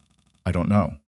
She looked at the letter for another second and then set it aside in the pile that was growing on her right. They worked until the candle burned low. When they finally stopped, Clara stacked the documents and put them in the order they'd agreed on and set them under the heavy ledger book so they wouldn't shift. Go sleep, she said. You need to be clear-headed tomorrow. So do you. I'll be fine. He stood up. He looked at her across the table, her hair coming loose from where she'd pinned it hours ago, a small ink stain on her right hand from where the pen had leaked, her face carrying the particular tiredness of someone who had been running on will for a long time and had not yet run out, but was aware of the inventory. Clara, he said. She looked up. I know you're still angry with me. He said it carefully, like he was placing each word deliberately. I'm not asking you not to be. I want you to know that whatever happens tomorrow, I won't hide behind you. Bramwell will try to make this about you, and I'm not going to let him. She held his gaze. I know, she said. I know you won't. She went to her room. She lay in the dark and thought about the documents on the table, the neat, precise evidence of a scheme that had been carefully constructed over years to separate people from land they'd worked all their lives. She thought about Doris Kemper's flower-covered hands and the Alvarez family's son with his bad leg and the Garvey family loading their wagon east with their faces gone somewhere inside. She thought about a man who had walked away from all of it and found her northern fence line. She was still angry. She was going to stay angry for a while because she had earned that anger and it was accurate, and she was not the kind of woman who let accurate things go before their time. But she had also been alone for 14 months before a stranger came through her fence, and she knew the difference between a man who stayed and a man who didn't, and that difference was not small. She slept. They came at mid-morning. 2 horses, both of them fine animals, the kind that cost more than most families in this valley saw in a year. Two riders. The one on the left was Bramwell Rourke, and Clara knew it before Elias said anything, because of the way he sat the horse, with the particular ease of a man who expected the world to arrange itself around him. She was on the porch when they came up the track. Elias was beside her. Bramwell Rourke was perhaps 45, lean and well-dressed, with a clean-shaved face and light eyes that moved quickly over everything, the house, the barn, the yard, Clara with the assessing efficiency of someone who priced things by instinct. He dismounted smoothly. The second man stayed on his horse. Elias, Bramwell said. He smiled. It was a functional smile, the kind that was designed to look warm without committing to it. He stopped himself. I cannot tell you what a relief it is. I'm sure, Elias said. Bramwell's eyes moved to Clara. They stayed there for a moment, that quick assessment, taking inventory. You must be Mrs. He paused. Mrs. Rand, is it? Or is it Rourke now? Wrenford, Clara said. Ash Hollow Farm. Something shifted very slightly in Bramwell's expression. Just the edges of it, recalibrating. Of course, he said. Miss Wrenford, I hope you'll forgive the intrusion. This is a family matter, and I'm sure you understand. She stays, Elias said. Bramwell looked at him. Whatever you have to say, you say in front of my wife, Elias said. She knows everything. She has read the corridor documents, the bank financing agreements, and Brackett's lending records. There's nothing you can say that requires her to leave. Pause. Bramwell adjusted his gloves, a small, precise gesture. All right, he said easily. Too easily. Then perhaps we should go inside. They went inside. Clara put the coffee on without being asked, because she wanted her hands doing something, and because it gave her a reason to position herself where she could see all 3 of them. Bramwell sat at the table like he was sitting at a board meeting. The second man, who had not introduced himself, waited outside. Elias stood until Clara sat, and then sat beside her, not performing a united front, just sitting where he usually sat. Bramwell put his hands on the table. Elias, he said, in the tone of a man who was managing a situation. You've caused a considerable disruption. I intended to. Stop order to Brackett was legally within my authority. No one is questioning your authority. Bramwell smiled again. What I am questioning is your judgment. This has been a difficult period. After the accident, the disappearance, I didn't disappear, Elias said. I left. There's a difference. To the legal office? To the board? To the 18 people who depend on your decisions? Bramwell's voice stayed even. From the outside, Elias, it looked like a breakdown. I want to help you. I'm here to help you. No, Elias said. You're here because I stopped your land acquisition, and you need me to unstop it. A beat. Bramwell leaned back. He looked at Clara, Mrs. Rourke, he said, using the name deliberately. May I speak frankly? You can try, she said. My cousin has been through a significant trauma. The accident, the grief of losing his father, the pressure of inheriting an operation of this size, these things affect a man's reasoning. The decisions he has made in the past week, from the stop order to the arrangement, he paused on the word with just enough weight to make it felt. They are the decisions of a man who is not thinking clearly. The arrangement, Clara repeated. Your marriage, still pleasant, still reasonable. I don't doubt your intentions, Miss Wrenford. Mrs. Wrenford. But you must understand how this appears from the outside. A woman in financial difficulty, a vulnerable man. I proposed to a man I believed was penniless, Clara said. I proposed to him because my bank was being used to steal my land, and I needed a legal solution to a scandal being manufactured about me. I have the wedding record, the clerk's testimony, and 2 witnesses who will confirm that Elias had disclosed nothing about his name or his fortune at the time.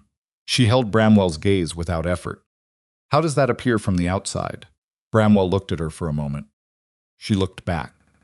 Elias, he said, turning from her with the smooth redirection of a man who had decided to go around an obstacle.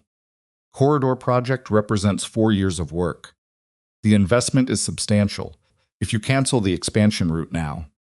I'm not canceling the expansion, Elias said. I'm canceling this route.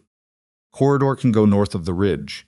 It costs more and it takes longer, and it doesn't require buying land out from under families who've been here for 30 years. Cost difference is, I know what it is. I've run the figures. Elias's voice was still level, but something in it had moved. Something had stopped giving ground. The company can afford it. People in this valley cannot afford what the current plan costs them. Business decisions cannot be made on the basis of mites. They can when I'm making them, Elias said. That is the advantage of being the controlling heir. The decisions are mine. Bramwell was quiet for a moment. Then he folded his hands.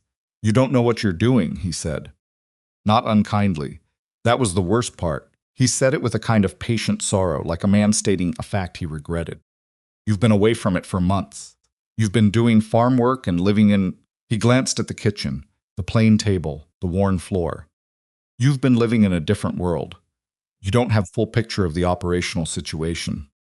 I have 23 years of watching my father run this company, Elias said. And I have this. He opened the leather case he'd set on the table. He laid documents out one by one. Brackett's financing agreement, with the specific clause that authorizes Rourke Continental to direct foreclosure timing. The corridor survey with your annotations showing which properties to acquire in which order. The correspondence between your office and Brackett's dating back to before my father died. Bramwell looked at the documents. Clara watched his face. She watched the functional smile do something more complicated. Not collapse, exactly, but lose its shape slightly at the edges. Before my father died, Elias said again, quietly. Edmund was aware... Don't, Elias said. The word came out quiet and final and absolute. Bramwell closed his mouth. Don't, Elias repeated. My father's name is not a tool you get to use to defend this. Not in this house. Not in front of my wife. A silence settled over the kitchen. The fire was burning steadily, and outside a wind moved through the yard, and Prospect could be heard registering some distant opinion about something. Bramwell picked up one of the documents. He looked at it with the expression of a man reassessing the position he'd thought he was in. What do you want? He said finally. I want you to go back to the Eastern office, Elias said. I want you to tell the board that the Northern Corridor Plan has been suspended pending route revision, and that a full review of the Brackett Bank relationship will be conducted. And I want you to do it today. And my position? Pause. That depends on the audit, Elias said. How much of this you authorized against explicit company policy? How much you concealed from me? He held Bramwell's gaze.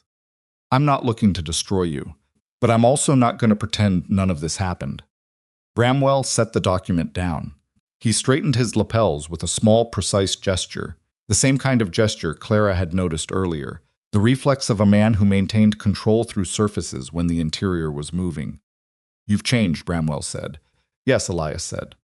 "She changed you," Bramwell said, with a glance at Clara that was not hostile but was measuring. "She showed me what I already was," Elias said, "when she didn't know what I was worth." Bramwell stood up. He put on his hat.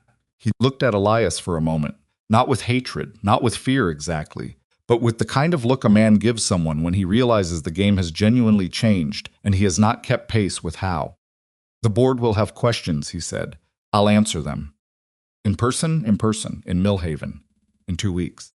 Bramwell nodded once. He looked at Clara. "Mrs. Wrenford," he said, and his voice had lost the manufactured warmth and was just a voice. A man saying a name. "You have a considerable piece of land here." "Yes," Clara said.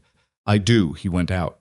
They heard the horses a minute later, 2 sets of hoofbeats moving down the track and away.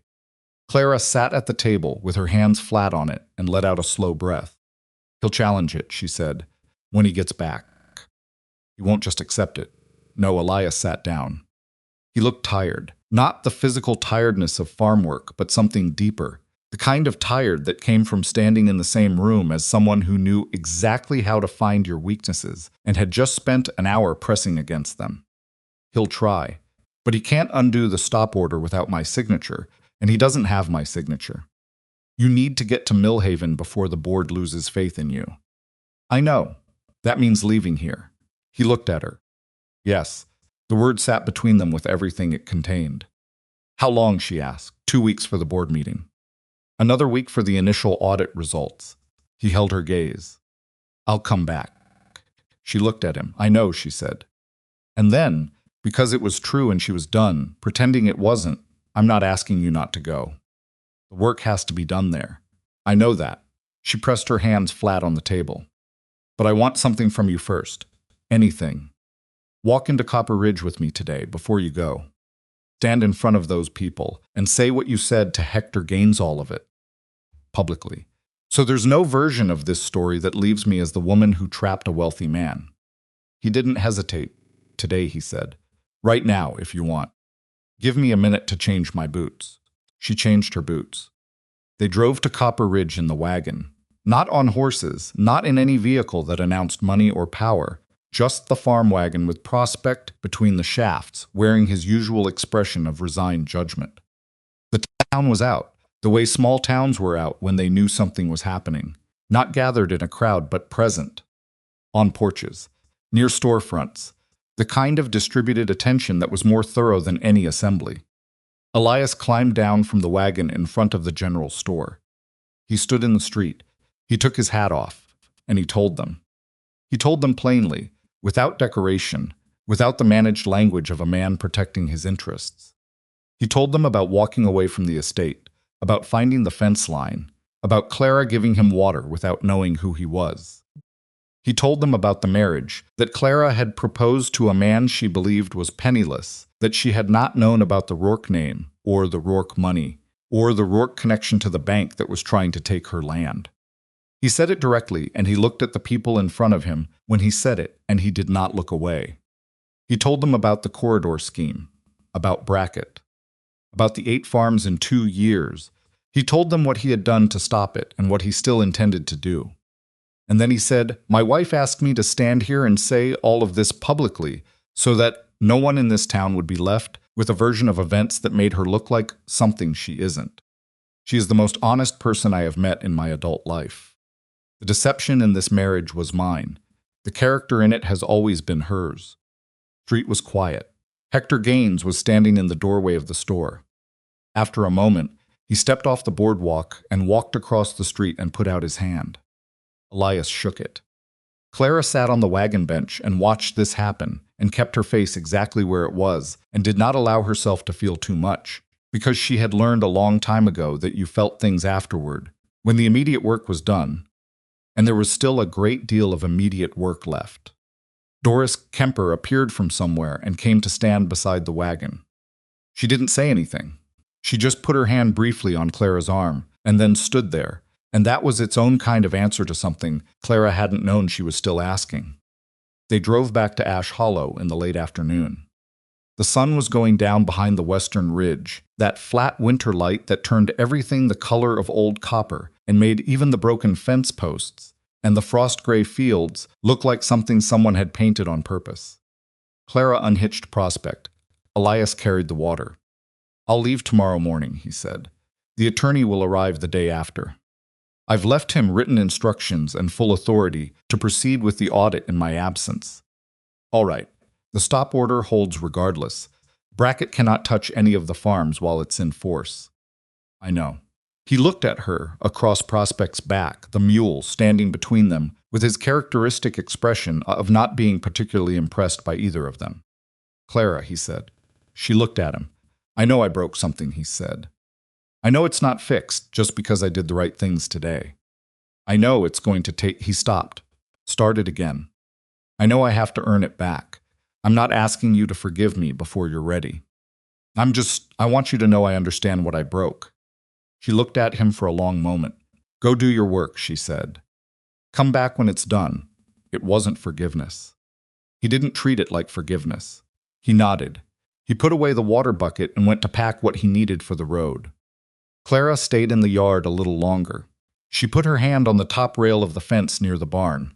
The new post, the one he'd set deeper than asked because he understood what hard winters did to shallow things. The wood was solid. She went inside. He left before dawn. Clara heard him heard the soft sounds of a man trying not to wake anyone, the careful closing of the back door, the muffled movement in the barn, and then hoofbeats going quiet down the track. She lay in the dark and listened until there was nothing left to listen to, and then she got up and made coffee and sat at the kitchen table with the documents still stacked under the ledger where they'd left them. She did not open the ledger. She just sat with her hands around the cup and let the silence be what it was. Not comfortable, not unbearable, just present. The particular silence of a house that had adjusted to containing two people and was now recalibrating. Outside, the first gray light was coming up over the eastern ridge. She had work to do. She had always had work to do. Put on her coat. The attorney arrived 2 days later. Promised. A trim man named Castellan, who wore city clothes and carried a leather case that was heavier than it looked and had the kind of unhurried precision in everything he did that told Clara he was very good at what he did and knew it without needing to perform it. He introduced himself at the door, told her Elias had sent word of her full involvement, and asked if there was a table where they could spread the documents. She showed him to the kitchen. He opened his case. She made coffee. They worked. Castellan was not the kind of attorney who talked down to people. He seemed to understand, within about 4 minutes of beginning, that Clara was not a woman who needed things simplified for her, and he adjusted his language accordingly without making a production of the adjustment. He went through the financing records, the bracket correspondence, the corridor survey documents, line by line. He asked questions that were specific, and she answered them specifically. He made notes in a small, precise hand. "How long for the audit?" Clara asked. "The formal results? 3 weeks, maybe 4. He turned a page. "But I can issue the legal hold confirmation to each affected farm within 2 days. That's the more urgent matter." "Yes," Clara said. "It is." Mr. Rourke was clear about that priority. He looked up. He was also clear that Ash Hollow Farm is to receive no special treatment in the audit process. That the note correction here goes through the same review as all the others. "I know. That was my condition." Castellan regarded her for a moment with what she recognized as professional assessment. "He said that too," he said. Then he went back to his documents. She let him work at the kitchen table for 2 days. She fed him dinner both evenings because she was not going to let a man work in her house until dark and then send him out hungry, and he ate with the grateful focus of someone who had been traveling for a week and had not had a proper meal. On the second evening, he asked her about the farm. Not professionally, just as a person asking, and she told him some of it. The 14 months after her father, the drought, the irrigation ditch, and then Elias appeared at your fence, he said. And then Elias appeared at my fence, she confirmed. He ate for a moment. "I've worked for the Rourke family for 11 years, he said. I worked for Edmund, his father, before Elias took over. Edmund was a capable man. A hard man in some ways. He set his fork down. I've never seen Elias make a decision the way he's been making them these past weeks. He's always been careful, measured. He used to take a month to decide what most men decide in an afternoon. He paused. He told the board in Millhaven that he was stopping the corridor because it was wrong. Just that. Not because it was strategically preferable or legally advisable. Because it was wrong. He picked up his fork again. The board was somewhat taken aback. Clara looked at her plate. How did they vote? 7-3 in his favor. The 3 dissenters are Bramwell's allies. Castellan ate a bite. Bramwell is contesting his removal from the expansion division. Can he succeed? No, but he can be slow about failing, which costs time and money. A pause. Mr. Rourke anticipated that. He said to tell you it will not affect the audit timeline. Clara nodded. She picked up her coffee. Outside, the winter night pressed against the window, and the fire was low, and somewhere out in the barn prospect was presumably forming opinions about something. Thank you, she said, for coming quickly. He asked me to come quickly, Castellan said simply. When Elias Rourke asks for something quickly, he generally has a reason.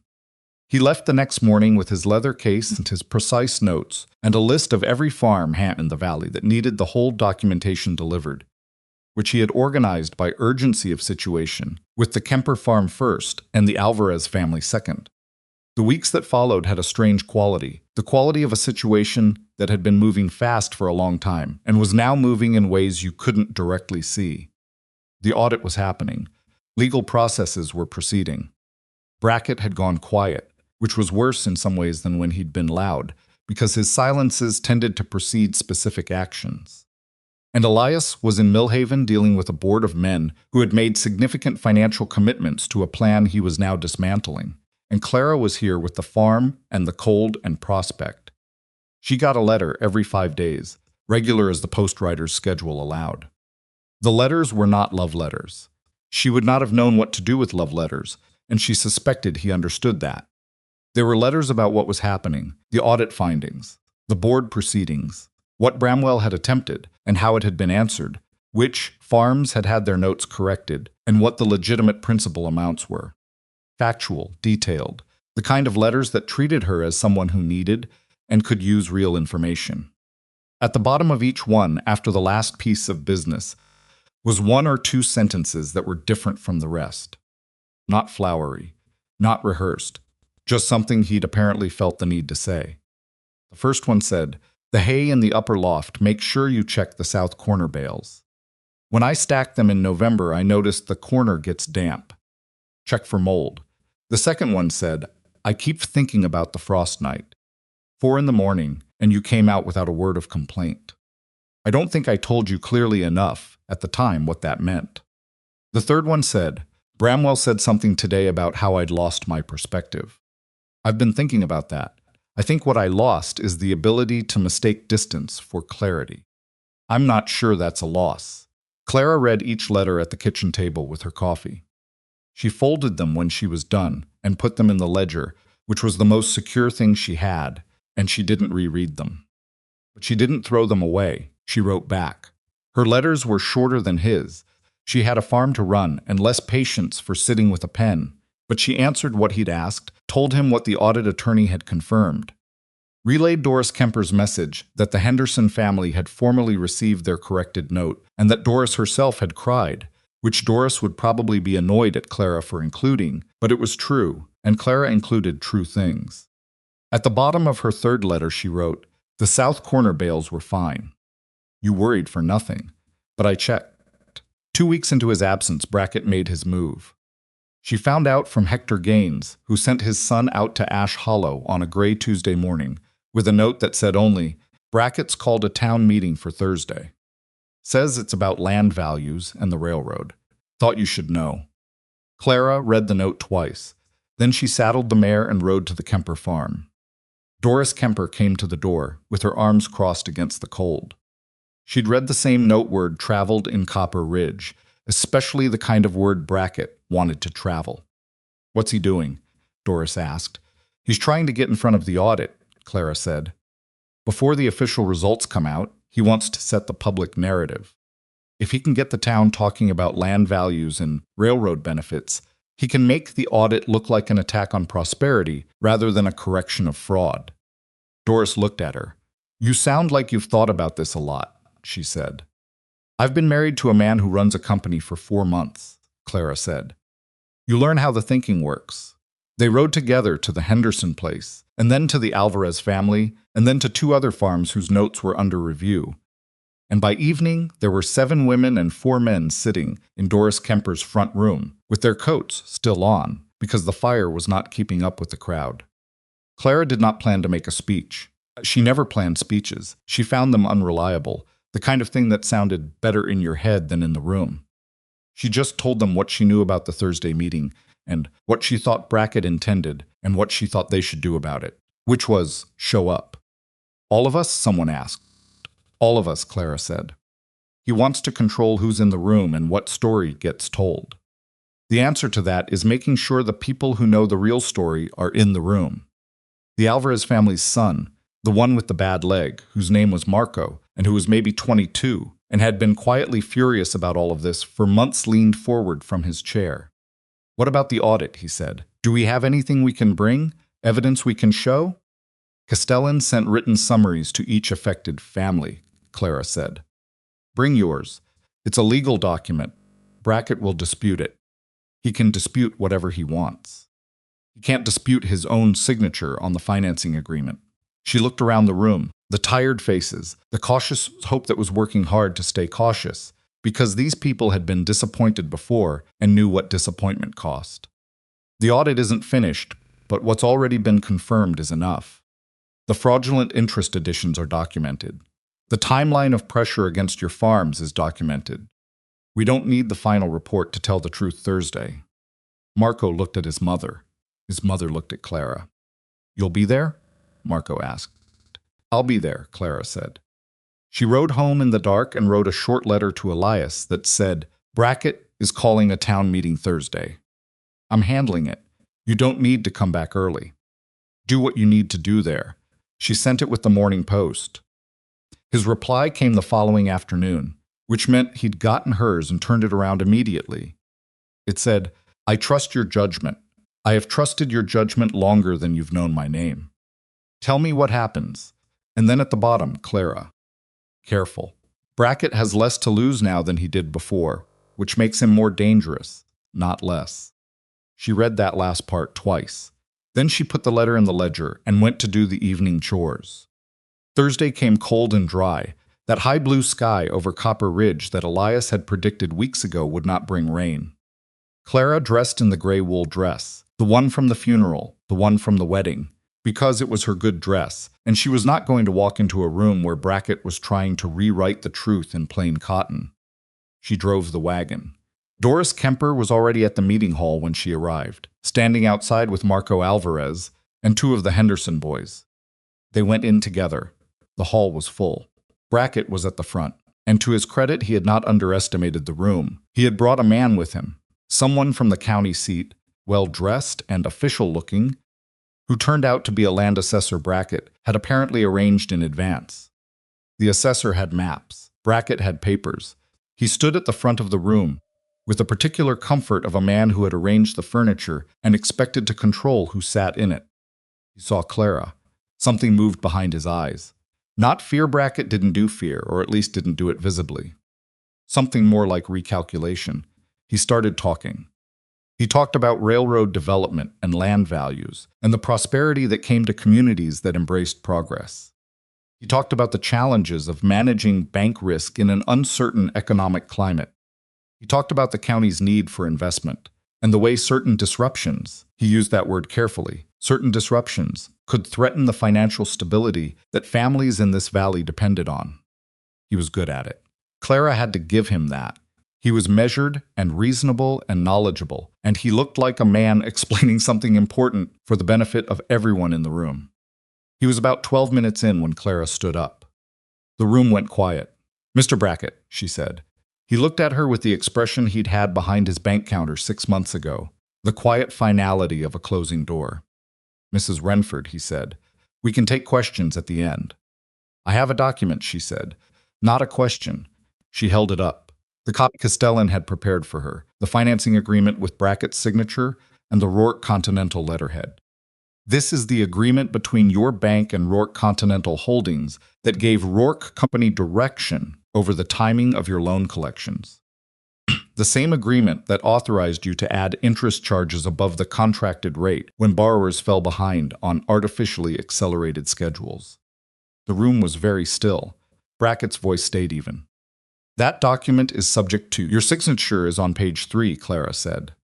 The clause authorizing external direction of loan timing is paragraph 7. She turned to the room. Every person in this room whose mortgage is held by this bank, every note that's been called early, every interest addition you've received in the past 2 years, was done under the terms of this agreement. The bank was not acting as your bank. It was acting as an acquisition agent for a railroad company. Doris Kemper stood up on Clara's left. She held up her own document, the summary Castellan had prepared. Then Marco Alvarez stood up, bad leg and all. Then both Henderson boys.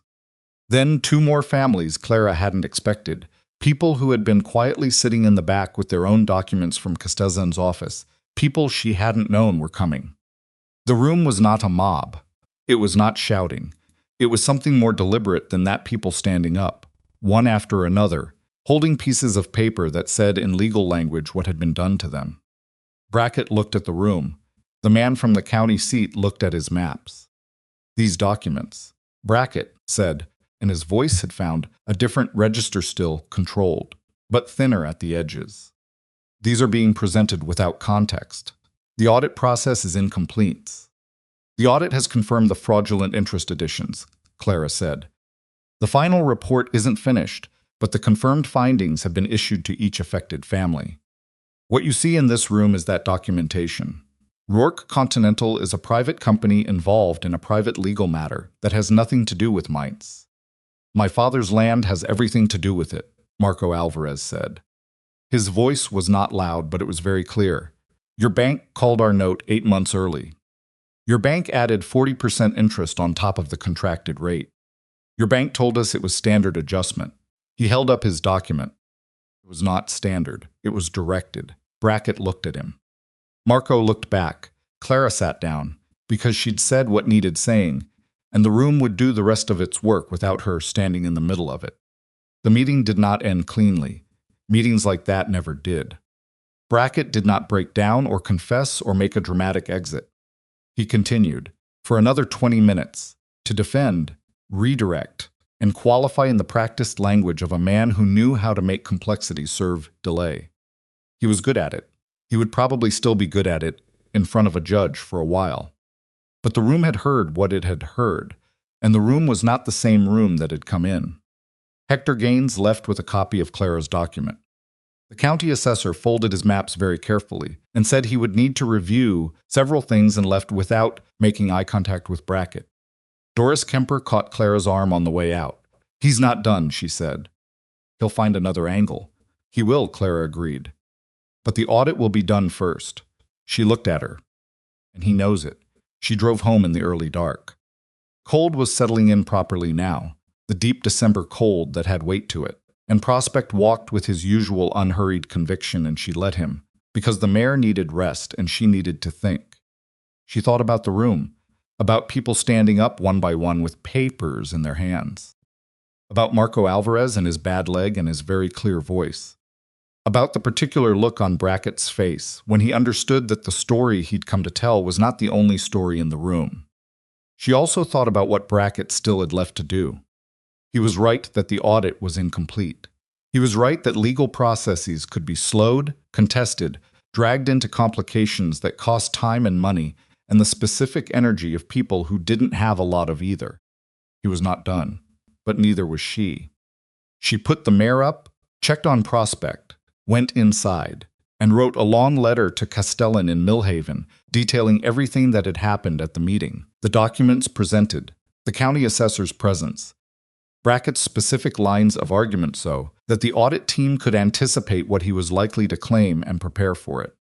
Then she made dinner, ate it alone, and went to bed. The letter from Elias came 4 days later. He had heard about the meeting, She wasn't sure how, maybe from Castellan, maybe from some other channel she didn't know about, and his letter was longer than the others. He described the board proceedings in Millhaven, the vote that had formalized the suspension of Bramwell's authority over the expansion division, the formal legal process that was now running against Bramwell for concealing the true nature of the corridor acquisition from the company's majority board members. He described what the audit was finding, in brackets records numbers, Clara couldn't have produced without the full company ledgers, but which confirmed everything she'd said in that meeting room and more. At the bottom he had written, "What you did Thursday took more courage than anything I've watched a person do in a long time. I want you to know I understand what it cost you to stand up in a room full of people who have spent months deciding who you are. I know what it costs to do the right thing when the room hasn't decided yet to be on your side." She read that twice. She put the letter in the ledger. 2 days before Christmas, Castellan rode back out to Ash Hollow. He had the initial audit findings in his leather case, and he had something else, a formal letter, on Rourke Continental Stationery, with Elias's signature at the bottom, establishing an irrevocable legal agreement. Clara read the agreement at the kitchen table, while Castellan drank his coffee. It established, in clear and binding legal language, that Ash Hollow Farmall structures, all acreage, all water rights, all mineral rights was the sole and exclusive property of Clara Wrenford. Regardless of the status of the marriage between herself and Elias Rourke, regardless of any future changes in either party's financial situation, regardless of anything, property was hers, not held in trust. Hers absolutely, in a way that no claim through marital law could touch. She read it twice. "He said you'd want to read it more than once," Castellan said. She set it down. "He didn't have to do this," she said. "No," Castellan agreed. "I didn't ask for it. He said you didn't ask for it. He said that was why it needed to happen." She looked at the signature at the bottom. The handwriting she'd been reading for 6 weeks in letters that came every 5 days. Steady, precise, the handwriting of a man who set fence posts deeper than asked. "What about his note?" she asked. "My father's note." "The legitimate principle. That goes through the audit review like all the others." Castellan reached into his case. "However, the preliminary calculation puts the legitimate principle, without the fraudulent interest additions, at significantly less than what you were told. Here." He handed her a paper. "That's the preliminary figure." She looked at the figure. It was manageable. With the spring harvest, it was genuinely manageable. She put the paper down and looked at the ceiling for a moment, and did not allow herself to feel too much, because Castellan was sitting across from her and there was still work to do. "When is he coming back?" she asked. "He said he expected to be finished in Millhaven by the new year." Castellan finished his coffee. Bramwell's legal challenge collapsed faster than expected. The board voted to remove him from the company entirely pending the outcome of the investigation. "Is Elias all right?" she asked. She said it before she'd quite decided to say it, which was a habit she had and probably wasn't going to lose. Castellan looked at her. "He works very long days," he said. "He eats, from what I can observe, approximately when he remembers to. He has not slept well since he left here." He paused. "But he is better than he was before the accident. There is something different in how he makes decisions now. Less deliberation for its own sake. More certainty about what matters." "What changed?" Clara asked, though she thought she knew. Castellan considered it. "He spent 4 months being trusted by someone who had no reason to trust him," he said. I think that clarified something for him. She saw Castellan out. She stood on the porch after his horse was gone down the track and looked at the yard, the barn, the fence line, the frozen irrigation ditch that would need work again in spring. Prospect visible in the barn doorway, wearing his expression of dignified indifference. She had the deed. She had the farm. She had a legitimate note she could pay from her own harvest. She went inside and got a pen and wrote a letter to Elias. She told him about Castellan's visit. She told him about the irrevocable agreement, said plainly that she understood it and that it was the right thing, and that she appreciated it in the way she appreciated things that were right without being asked. She told him the preliminary note figure and what she thought the spring harvest would cover. At the bottom she wrote, "Castellan says you don't sleep enough. That's not a criticism. It's an observation from someone who has also spent a considerable amount of time not sleeping enough and is in a position to recognize it in others. Then, the north fence is holding. The posts you set last fall are solid. Everything you built before you left is still standing. She sealed the letter and set it on the table for the morning post. The new year came in quietly, the way years came in at Ash Hollow, not with celebration, just with the calendar moving from one thing to the next. The winter dark giving way to the winter light that was slightly different, even if you couldn't say quite how. She was in the barn on the morning of January 3rd, checking on the livestock, with her breath making white puffs in the cold air, when she heard hoofbeats on the track. She came to the barn door. The gray mare he'd ridden out on came up the track at a walk, and Elias was on her back, with his coat collar turned up and his hat low against the cold, and his face carrying the particular look of someone who had been traveling for a while and was arriving somewhere they intended to be. He saw her at the barn door and pulled up. They looked at each other across the yard. "Millhaven is finished," he said. "I know," she said. Castellan wrote.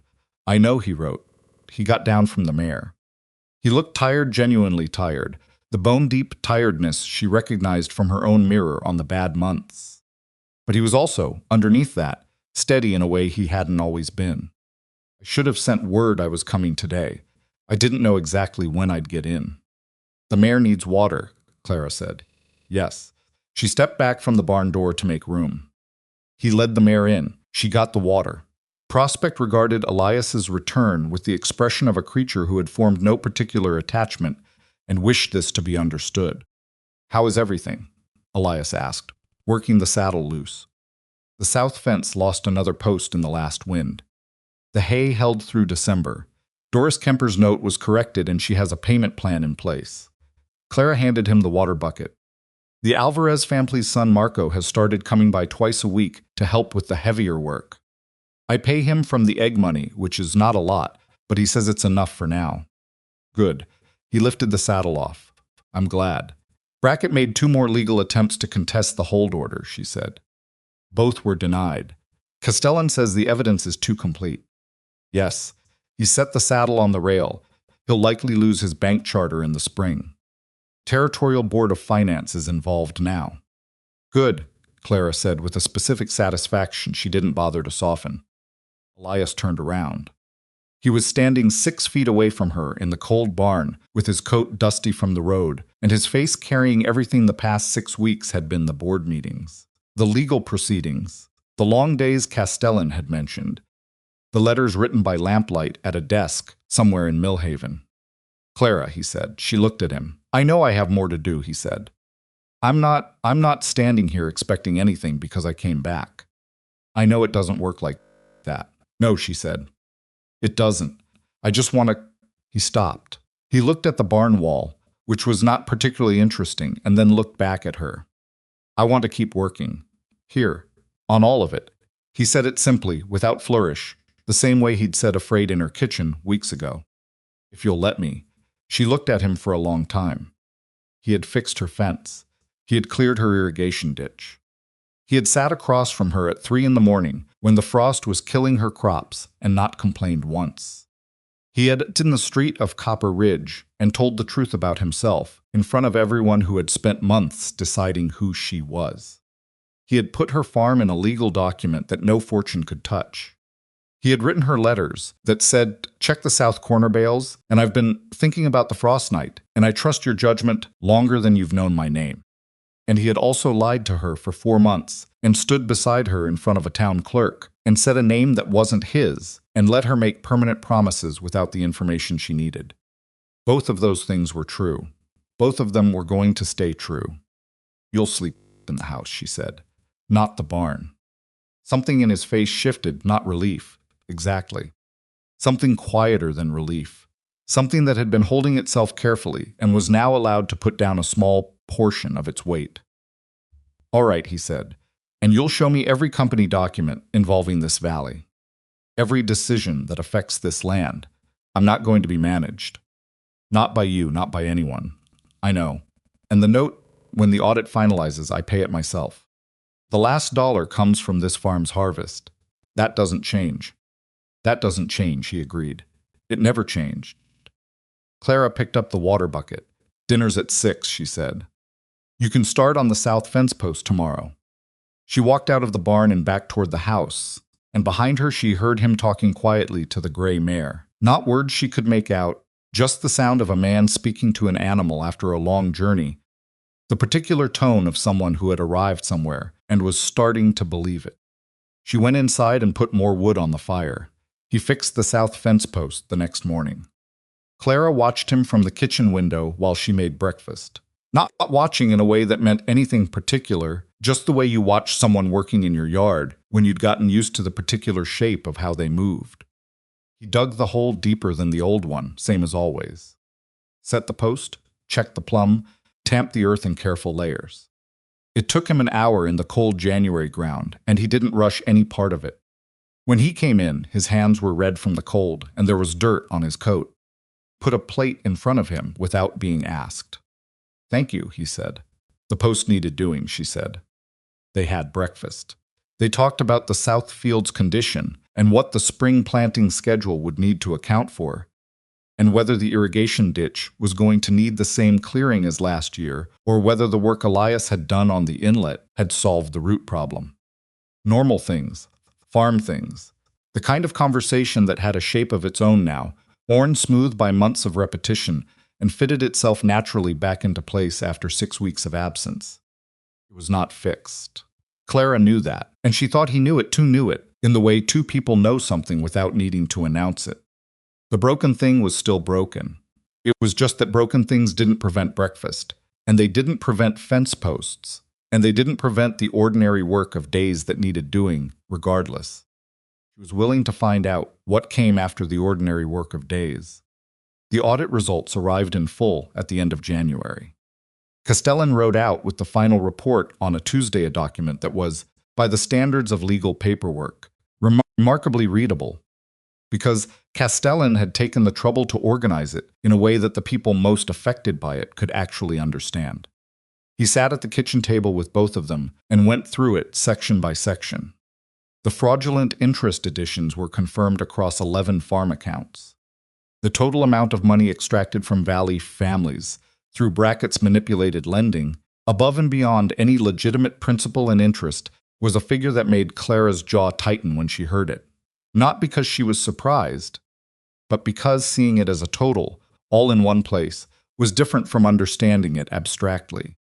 What happens to that money? Elias asked. It can't be fully recovered, Castellan said carefully. Some of the affected accounts go back 3 years. Several of the original borrowers, he paused. The Garvey family, for instance. They left the territory. Their farm was sold at a price that now appears to have been approximately 40% below its legitimate value. Can we reach them? Clara asked. We're trying, Castellan said. Process. It will take time.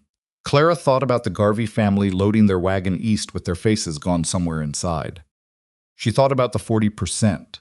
She thought about what 40% of your life's land value meant to a family with children and nowhere particular to go. Whatever can be found and corrected should be, she said. Mr. Rourke's instructions are consistent with that, Castellan said. He turned a page. The Brackett Bank Charter has been suspended pending the Territorial Board's investigation. A receiver has been appointed to manage existing legitimate accounts during the review. And Brackett himself? Elias asked. He resigned his position 4 days ago.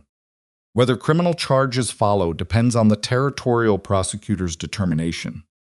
The evidence is substantial. Castellan looked at them both.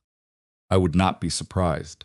He went through the rest of it, the corridor route revision, which had been formally adopted by the Rourke Continental Board, taking the railroad line north of the ridge and adding 11 months and considerable expense to the construction timeline, but removing it entirely from contact with existing farms. The new route had been surveyed, and the survey was now part of the public territorial record, which meant it couldn't be quietly changed later without public documentation. Bramwell Rourke had been removed from the company's board entirely. The legal proceedings regarding his conduct were separate from the audit and would run their own course. And at the end of the report, a single page, the corrected note for Ash Hollow Farm. the legitimate principal without any of the added charges. A figure that was real and honest, and when Clara looked at it, confirmed what the preliminary calculation had suggested. She could pay it. From the spring harvest, if the east field came through at last year's yield, she could pay the last of it herself. After Castellan left, she and Elias sat at the table with the report between them. Fire was burning well, and the January cold was doing its work outside, and the house held its warmth in the way her father had built it to hold warmth. Not perfectly. There were still drafts around the north window, but adequately, the way most good things were adequate without being perfect. The Garvey family, Clara said. I know. Whatever you can find for them. I've already asked Castellan to locate them. He looked at the report. Clara, it's not going to be clean.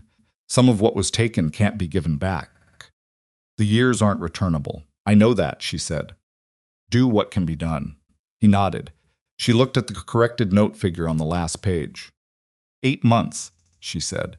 If the spring planting goes the way I think it will, I can make the full payment by late September. You don't have to. I know I don't have to, she said. Not sharply, just clearly. I'm going to. He closed his mouth. I need you to understand something, she said. About why. She pressed her hands flat on the table, which was what she did when she was about to say something she'd worked out carefully. This land is mine, because my father worked it and because I worked it. Not because anyone gave it to me. Not because a legal document made it so. She looked at him. The document you signed is important. I'm grateful for it. But what makes this land mine is the 14 months I kept it when no one thought I could, and the harvest I'm going to use to pay the last dollar of what it actually cost. She paused.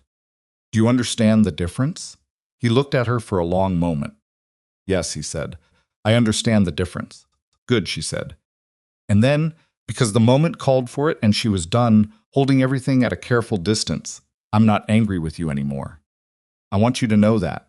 And it was accurate, and it ran its course. She looked at the table. What you did in Millhaven and what you did before that in this town, I don't know many people who would have done it the way you did. Without lawyers out front. Without making it about managing your reputation. He was quiet. I'm not saying that as forgiveness, she said. I'm saying it because it's true, and I don't have a habit of keeping true things to myself when they matter. I know you don't, he said. It matters, she said. He looked at her across the table with a particular expression she'd been cataloging for months. The one that was not contained, not calculated, not the face of a man presenting a version of himself. Just the face of a man who was present. I'm sorry, he said. For the deception. For the wedding. For all the days I meant to tell you and decided to wait one more day. He said it without any performance attached to it. I'm going to be sorry about that for a long time. I know, she said. That's probably correct. Something almost like a smile crossed his face. All right, she said, and stood up and picked up the report. I'm going to put this with the documents, and then I need to check on the livestock. I'll do the livestock. I know you will. I'm going to do it anyway. She stopped at the door to the hall. Elias, he looked up. Dinner's at 6, she said. Same as always. Spring came to Ash Hollow the way spring always came to Redstone Basin. Not gently, not in the soft romantic progression of milder climates, but in argument. Warm days that turned cold overnight. 3 inches of snow in April that nobody had asked for. Wind that knocked over the new section of the east fence and required 2 days of repair. And underneath all of it, the slow persistent returning of the land to itself, the ground thawing, the irrigation ditch running clear, the east field turning from gray-brown to something that might, if you were optimistic and not wrong too many times, be called green. Clara planted on schedule. Elias worked beside her, and Marco Alvarez came twice a week with his bad leg and his reliable arms, and between the 3 of them the planting got done in the time it needed to get done. Company business continued. It was not the kind of thing that ever entirely stopped, and Clara understood now that it wouldn't. Elias rode to Millhaven twice in the spring for board meetings, and once to the territorial capital for something related to the new railroad survey. He always came back when he said he would come back. He always showed her every document involving the valley before it was finalized. She asked questions and he answered them. and when she disagreed with something, she said so directly, and he either changed it or explained why he wasn't going to, and they argued about it like two people arguing about something that mattered to both of them. Once she was right and he changed it. Once he was right and she told him so, which she thought surprised him more than her being wrong would have. Copper Ridge settled into a new understanding of the situation the way towns settled into things. Slowly, unevenly, with pockets of resistance and pockets of acceptance, and a lot of territory in between. There were people who decided to like Clara better, now that she was connected to money, which she found annoying in a way she didn't bother to hide. There were people who decided the whole story was proof of something they'd suspected about her character all along, and those people she largely ignored, because she had learned over 28 years that some judgments were not aimed at the truth and could not be answered by it. Doris Kemper became something she'd call a friend, which was not a category Clara opened up easily or often.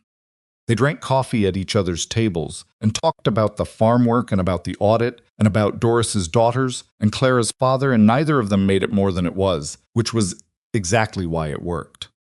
Marco Alvarez finished out the spring season and then kept coming, because the work was there, and he was good at it, and he and Clara had developed the kind of working relationship built on mutual respect and very few unnecessary words. His leg gave him trouble in the cold, but he never mentioned it, and Clara never mentioned it, and they both pretended it wasn't there, which was the agreement they had without having made it. Eastfield came through. She had been afraid it wouldn't. She had been afraid about it since February, in the quiet way she was afraid about things. Not in a way that stopped her from working, just in a presence at the edge of everything, a low-grade awareness of what was at stake. The East Field was her father's best work. The drainage he'd built into it, the way the irrigation fed through it from the North Elias, had set it back in the fall. The first week he was here, your father understood the land. The East Field was the proof of that. It came through. Better than last year. Not by a dramatic margin. This was farming, not a story. And dramatic margins were what happened to other people in other places, but by enough. By a real enough margin that when she ran the numbers in late August, sitting at the kitchen table with the ledger open and the harvest tally beside it, the figure at the bottom was what she needed it to be. She sat with that figure for a while. Then she went to find Elias. He was at the north fence, which was where she'd found him that first morning, though the fence was in significantly better condition now than it had been then, which she thought about for a moment before she said anything. "I have the harvest number," she said. He turned around. She held out the tally sheet. He took it and looked at it. He knew the corrected note figure the same way she did. They'd both looked at it enough that it was just there, a number they both carried. He looked up from the tally sheet. "It's enough," he said. "Yes." He handed it back. He looked at her with that present, undefended expression. "When do you want to make the payment?" "Castellan's coming Friday for the quarterly review." "I want to do it then. In writing, documented, with the canceled note in my hands before he leaves. I'll make sure he brings the proper documentation." "Thank you." She took back the tally sheet. She folded it and put it in her coat pocket, and then she stood at the north fence in the late August afternoon, with the light going flat and golden the way it did before the sun hit the western ridge, and she thought about 14 months of bad numbers, and one particular Thursday in a bank, and a mule with opinions, and a stranger who'd been leaning against her father's fence post before he collapsed in the grass. "Elias," she said. "Yes, when you first arrived." The fence. She looked at the fence line, the old gray posts, the newer ones he'd set. "You said you'd been leaning against the post for a while." "My father's name was on it." "Yes. What were you thinking about before I found you?" Quiet for a moment. "I was thinking I'd made a mistake," he said. "Walking away. I thought I was going to find something, some version of myself that was real and separate from everything I'd inherited. And I'd been walking for 3 days, and he paused. I was starting to think there wasn't anything. That underneath the name and the money, there was nothing particularly useful. He looked at the fence post. And then you came along the fence line, and you found me, and you didn't ask who I was, you asked if I could sit up." She looked at him. "You treated me like a person who needed water," he said. "Not like a problem, not like an opportunity, just a person." He said it simply, the way he said the true things. I had forgotten what that felt like. Clara looked at the fence post, with her father's name on it worn by weather now, the letters softer than they'd been, but still there. Still readable. You told me once that thought losing your fortune had made you free, she said. I remember. Do you still think that? He looked at her steadily. No. I think I was wrong about what freedom meant. I thought it meant walking away from everything I was. Coming nothing. Starting clean, he shook his head slightly. That's not freedom. That's just disappearing. Putting the problem down instead of solving it. What is it then? She asked. Freedom. He thought about it genuinely, which she appreciated. He didn't reach for the easy answer. Being able to be honest, he said finally. Being able to say what's true without fear of what it costs you. He looked at her. I've been freer in this house, telling you things that cost me, than I ever was when I had everything and was afraid to say any of it. She held his gaze. There was a truth she'd been holding for a while now. Not holding it back, exactly. More carrying it the way you carried something you hadn't found the right place to set down yet. She'd been waiting without quite knowing she was waiting, and standing at this fence in this particular light, she understood that this was the place. I need to tell you something, she said. He waited. I don't regret the marriage, she said. I want that to be clear. She looked at the fence. I was angry about the way it happened. I'm not angry about the fact of it. She pressed her hand against the top rail. She stopped, reorganized. You're the first person in a very long time who stayed. Who was present in the actual work of this place? Who treated what I built as something worth treating carefully? She looked at him. It's not nothing. That's not a small thing. He said nothing. He was listening the way he listened fully, without reaching for what came next. I married you for practical reasons, she said. I know that. You know that. But that's not the whole of it anymore, and I think I owe you the honesty of saying so. The late August light sat on the fence posts between them. I'm not in a hurry, he said quietly. I'm not asking you to. I know you're not asking, she said. That's partly why I'm saying it. A silence that was not uncomfortable. All right, he said. All right, she said back. She pushed off the fence rail and started back toward the house. After a moment, she heard him fall into step beside her, not reaching for her hand, not performing anything, just walking at the same pace, the way they walked when they came in from the field. The way two people walk when they've been working in the same direction long enough that the pace becomes shared without either of them deciding it. Friday came. Castellan arrived with his leather case and the documentation. They sat at the kitchen table, all three of them, and Clara counted out the payment from the farm's harvest earnings, which she had held in cash at the house because she did not presently trust banks and felt this was a reasonable position. She counted it in front of Castellan, and he documented it and checked it against the corrected note figure and confirmed the amounts matched.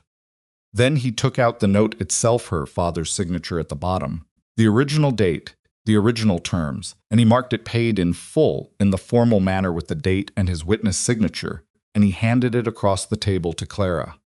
She held it. She had been preparing herself to feel a lot of things when this moment came: relief, triumph, something. What she actually felt was quieter than she'd expected. The note was just paper. It was old paper with her father's signature on it and a stamp that said paid, and it was hers. And it meant that Ash Hollow Farm was entirely, completely, without any remaining encumbrance, hers. She thought about her father.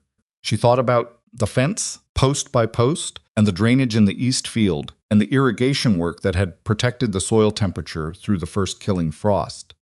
And the way a man's understanding of land could outlast him if the land was still being worked by someone who was paying attention. She folded the note. She put it in the ledger. Thank you, she said to Castellan. It was my privilege, Mrs. Wrenford. He closed his case. He looked, for a moment, like a man who had done something he was genuinely glad to have done, which was not an expression Clara associated with lawyers, but which she thought was real. Your husband asked me to tell you. He stopped. Actually, he said you should ask him yourself. He said he had something he wanted to tell you directly. Clara looked at Elias. He looked back with that expression.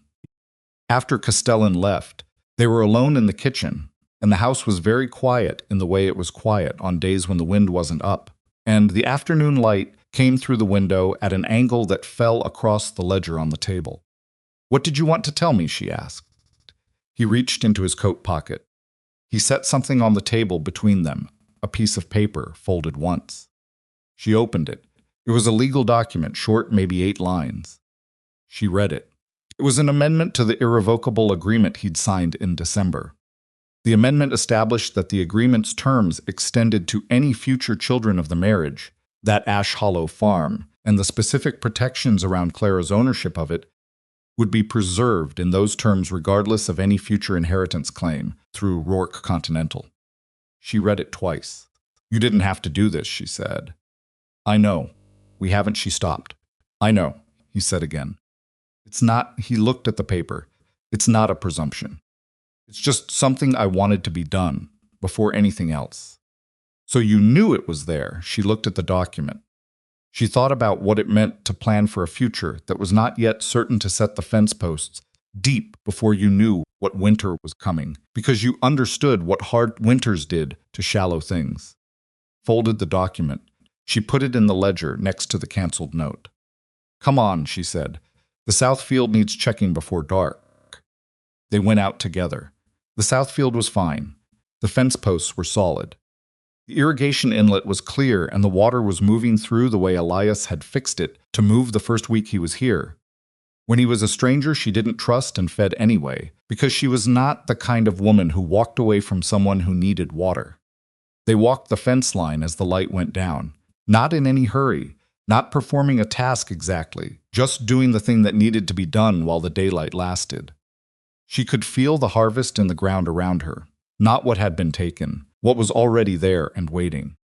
Next year's planting, next year's east field, the irrigation work that would need doing in spring. Elias, she said. Yes, the room at the back of the house. She kept her eyes on the fence line. My father's study. He said nothing. Waited. You can move your things in, she said. Properly. Not the study anymore. She paused, if you want. A silence. Yes, he said. Quietly, simply the way he said the real things. I want. She nodded. They walked the rest of the fence line without saying anything else, and when they came back around to the north end, the old gray posts, the place where she'd first found him, she stopped. She put her hand on the post her father had written his name on. The wood was warm from the afternoon sun, even as the evening cooled the air around it. She thought about the past year and 4 months. Not the way you thought about things when you were building them into a story more, the way you thought about them when they were just what had happened. The bad numbers and the early frost, and a man who fixed things deeper than asked. The town meeting and Doris Kemper's hand on her arm and Marco Alvarez's clear voice. The letters every 5 days. The canceled note in the ledger. 2 sentences in the November dark. Your father understood the land, and then nothing for a while. Just the fire burning and 2 people being present without needing to fill the silence. There was something she understood, standing at this fence, that she hadn't had words for before, something she'd been working toward through all the difficult months without knowing that was what the work was for. A person could spend a long time waiting to be certain before they trusted. She had been careful. She had been precise. She had held everything at the distance of accuracy and fairness and legitimate grievance, and all of that had been correct and necessary and hers to do. But the thing about trust, the real kind, the kind that wasn't just the absence of betrayal but the presence of something built, was that it didn't arrive when you were certain. It arrived when you chose it, when you looked at the full picture, the broken thing and the fixed thing both, then chose to stand in the same place as someone anyway. She'd been choosing it for months without calling it that. She could call it that now. Elias was standing beside her at the fence with his hands in his coat pockets and his eyes on the ridge where the light was going down, and he was not waiting for anything from her, which had always been one of the true things about him. He had never pushed for what he hadn't earned, even when he was afraid he wouldn't earn it. Turned and looked at him. He looked back. She reached out and put her hand in the crook of his arm. Not dramatically, not as a gesture, just the way you reached for something you'd decided was steady. He went still for a moment. Then he put his other hand over hers, briefly, and they stood at the north fence with the evening coming down around Ash Hollow Farm, and the ridge turning copper in the last of the light. 2 years later, on a clear September morning, Elias took a pocket knife to the base of the old cedar fence post. The one with her father's name on it, the one he'd been leaning against when she found him. Clara watched from 6 feet away with her arms crossed and an expression that was not quite a smile but was in the same territory. "You're going to ruin it," she said. "I'm adding to it," he said. "There's a difference. That post is original to the farm. My father said it himself, I know. He kept working. Which is exactly why I'm adding to it, not replacing it." She watched him work. It took about 10 minutes. He was careful about it, not decorative, not elaborate, just 2 words carved into the wood below her father's name, in the plain block letters of a man who was not trying to make art out of anything. He stepped back. She came forward and read it. "Come home." She stood there for a moment. "That's what you're carving into my fence post," she said. "Yes." 2 words. 2 words, he confirmed. She looked at him. He looked at her with the expression that had been his fully, and only his since, the night in December when he'd sat at her kitchen table and said I was afraid without decorating it. "It's a good post," she said finally. "It's a great post," he said. "Your father said it perfectly."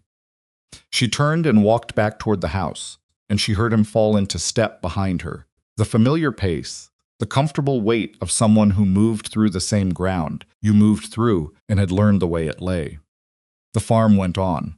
The Rourke Continental Railroad ran north of the ridge on the revised route, and when the first train came through in the spring of the 3rd year, it brought trade to Copper Ridge without destroying anything. Copper Ridge had already brought it around, not through. The way things should move when they're going somewhere without asking the people already there to pay for the passage.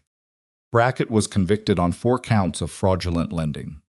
He lost his bank charter and spent 18 months in the territorial prison, and then went somewhere east, and nobody in the valley missed him the way you miss things that had been genuinely part of your life. Bramwell Rourke's legal proceedings concluded with a settlement that removed him permanently from Rourke Continental in exchange for his cooperation with the investigation, which Elias accepted because the alternative was years of court proceedings that would cost more than it would resolve. Clara thought privately that Bramwell got more than he deserved, and she told Elias so, and he agreed with her and explained why the settlement was still correct, and she told him she knew why it was correct, and it still wasn't what he deserved. "No," Elias said, "it isn't, but you'll live with it." "I'll live with it." "Good," she said, "so will I." The Garvey family was located in the spring of the 2nd year, living in a rented house in a city 400 miles east. Castellan found them through property records. The financial remedy wasn't complete. It couldn't be, because you couldn't give back the farm itself, which had been sold to someone else who had done nothing wrong and could not be removed from it. But what could be returned was returned. And Clara wrote them a letter herself, not on legal paper, just on ordinary paper, that said what had happened and who was responsible, and that the people responsible had been held to account. She didn't know if that helped. She thought it probably helped some. Some was not nothing. Doris Kemper's farm paid off its note by the following autumn. She put a new coat of paint on the house that winter red, which was not a color Copper Ridge had seen on many houses before, and which became a landmark of sorts, a thing people directed travelers by. Turn left at the red house on the Kemper Road. Marco Alvarez worked at Ash Hollow through the 3rd spring, and then went on to something of his own, a small operation a few miles south that he'd managed to acquire through legitimate means, with a note from a bank that had been cleaned up in the audit's aftermath, and was now operating under the oversight that should have been there all along. He came by at harvest time, and Clara paid him in full for the season, and they shook hands, and he said he'd be back if she needed him, and she said she'd find him if she did. The farm grew. Not dramatically, not into something unrecognizable. Just steadily. The way things grew when the conditions were right and the work was consistent, and no one was actively trying to destroy it. A new section of irrigated acreage. The barn repaired properly at last. Cow replaced, and then supplemented by 2 more. A kitchen garden that Clara expanded because she wanted to and could. Elias continued to lead Rourke Continental. He did it differently than his father had done it, and differently than Bramwell had been doing it. He established a formal policy, protecting existing farm operations within a certain radius of any new construction project. He hired a land assessor whose specific job was to identify when company operations were creating hardship for small landowners, and to report directly to him. He continued to show Clara every decision that affected the valley, and she continued to ask questions and occasionally change his mind, and he let it be known internally that this was how things worked. Not everyone in the company liked it. He already knew that, and it didn't change anything. He was in Millhaven, perhaps 3 weeks out of every 8 enough to keep the company in the direction he'd set, not so much that the farm went without the hands it needed. When he was there, he wrote letters. When he came back, he fixed whatever had broken while he was gone, and asked about what he'd missed, and he asked like he actually wanted to know, which Clara had understood a long time ago was rarer than it should have been. On a Tuesday evening in the fall of the 3rd year ordinary Tuesday, nothing particular happening, Clara was in the kitchen reading when Elias came in from the barn with mud on his boots and hay on his coat and the specific tiredness of a man who had done a full day's physical work and was not displeased about it. He sat down. He pulled off his boots. Clara did not look up from her book. "The gray mare's going to need the vet," he said. That left foreleg again. "I know. I noticed it yesterday. You didn't say anything." "Was going to today." She turned a page. "The vet comes through on Thursday.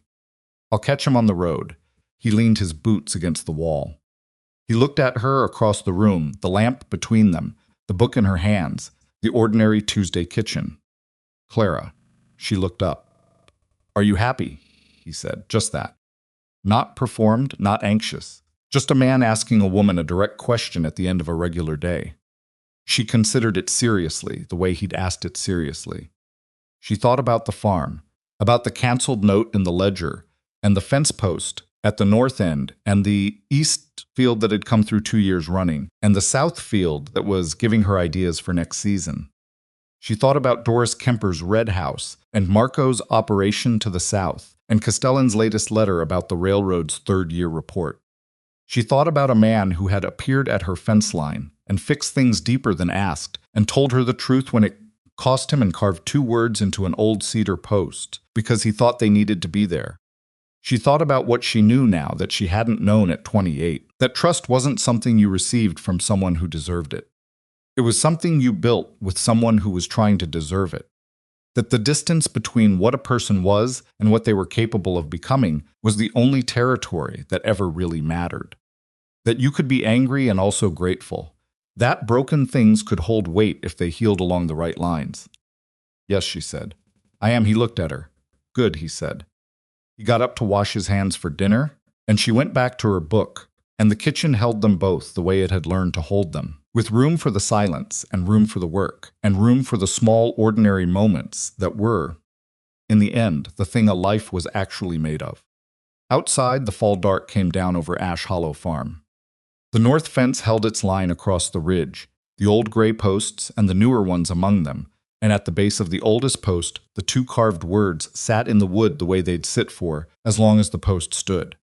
"A man may inherit wealth, but trust the kind that holds through hard winters, the kind that doesn't give when the ground heaves." That was built the way her father built his fences, post by post, deeper than required, with patience and with honesty and with the understanding that some things were worth getting right even when no one was watching, especially then.